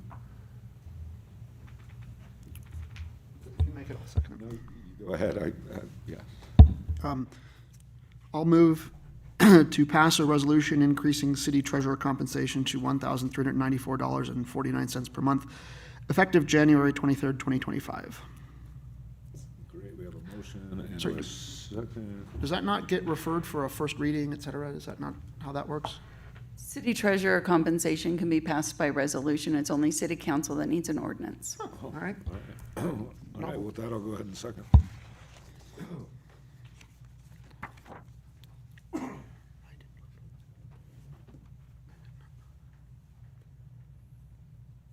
That motion carries.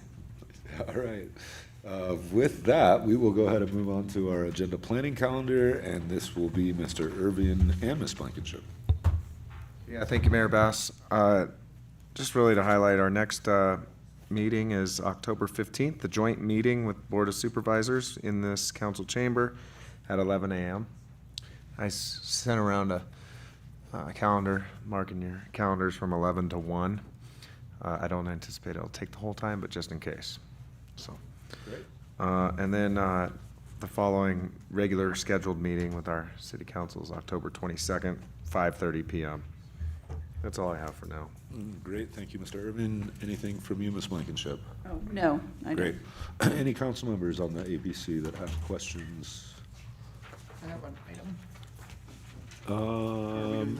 Maybe well, oh, go ahead, I guess. Yeah, or council member I have an item reports. to propose for. For a future ABC? Yeah. Yeah, go ahead. So I've had a few discussions with staff and some of the folks from the real estate lobby organizations regarding lease to locals program. That program has largely appeared to have hit a plateau at this point. We're not getting a lot more applicants for one-year stays. So one suggestion that's come up is to expand the applicability of the program to allow people to rent for 6-month increments in exchange for half the incentive amount, so a half for half program. And it made absolute sense at the beginning to prioritize full-year leases because that's where we want stable housing, people come in for stable housing. But at this point, we seem to have largely exhausted that pool. And since we still have this program, I think it would make sense to now. Most of the people who are going to do one-year leases have done them already.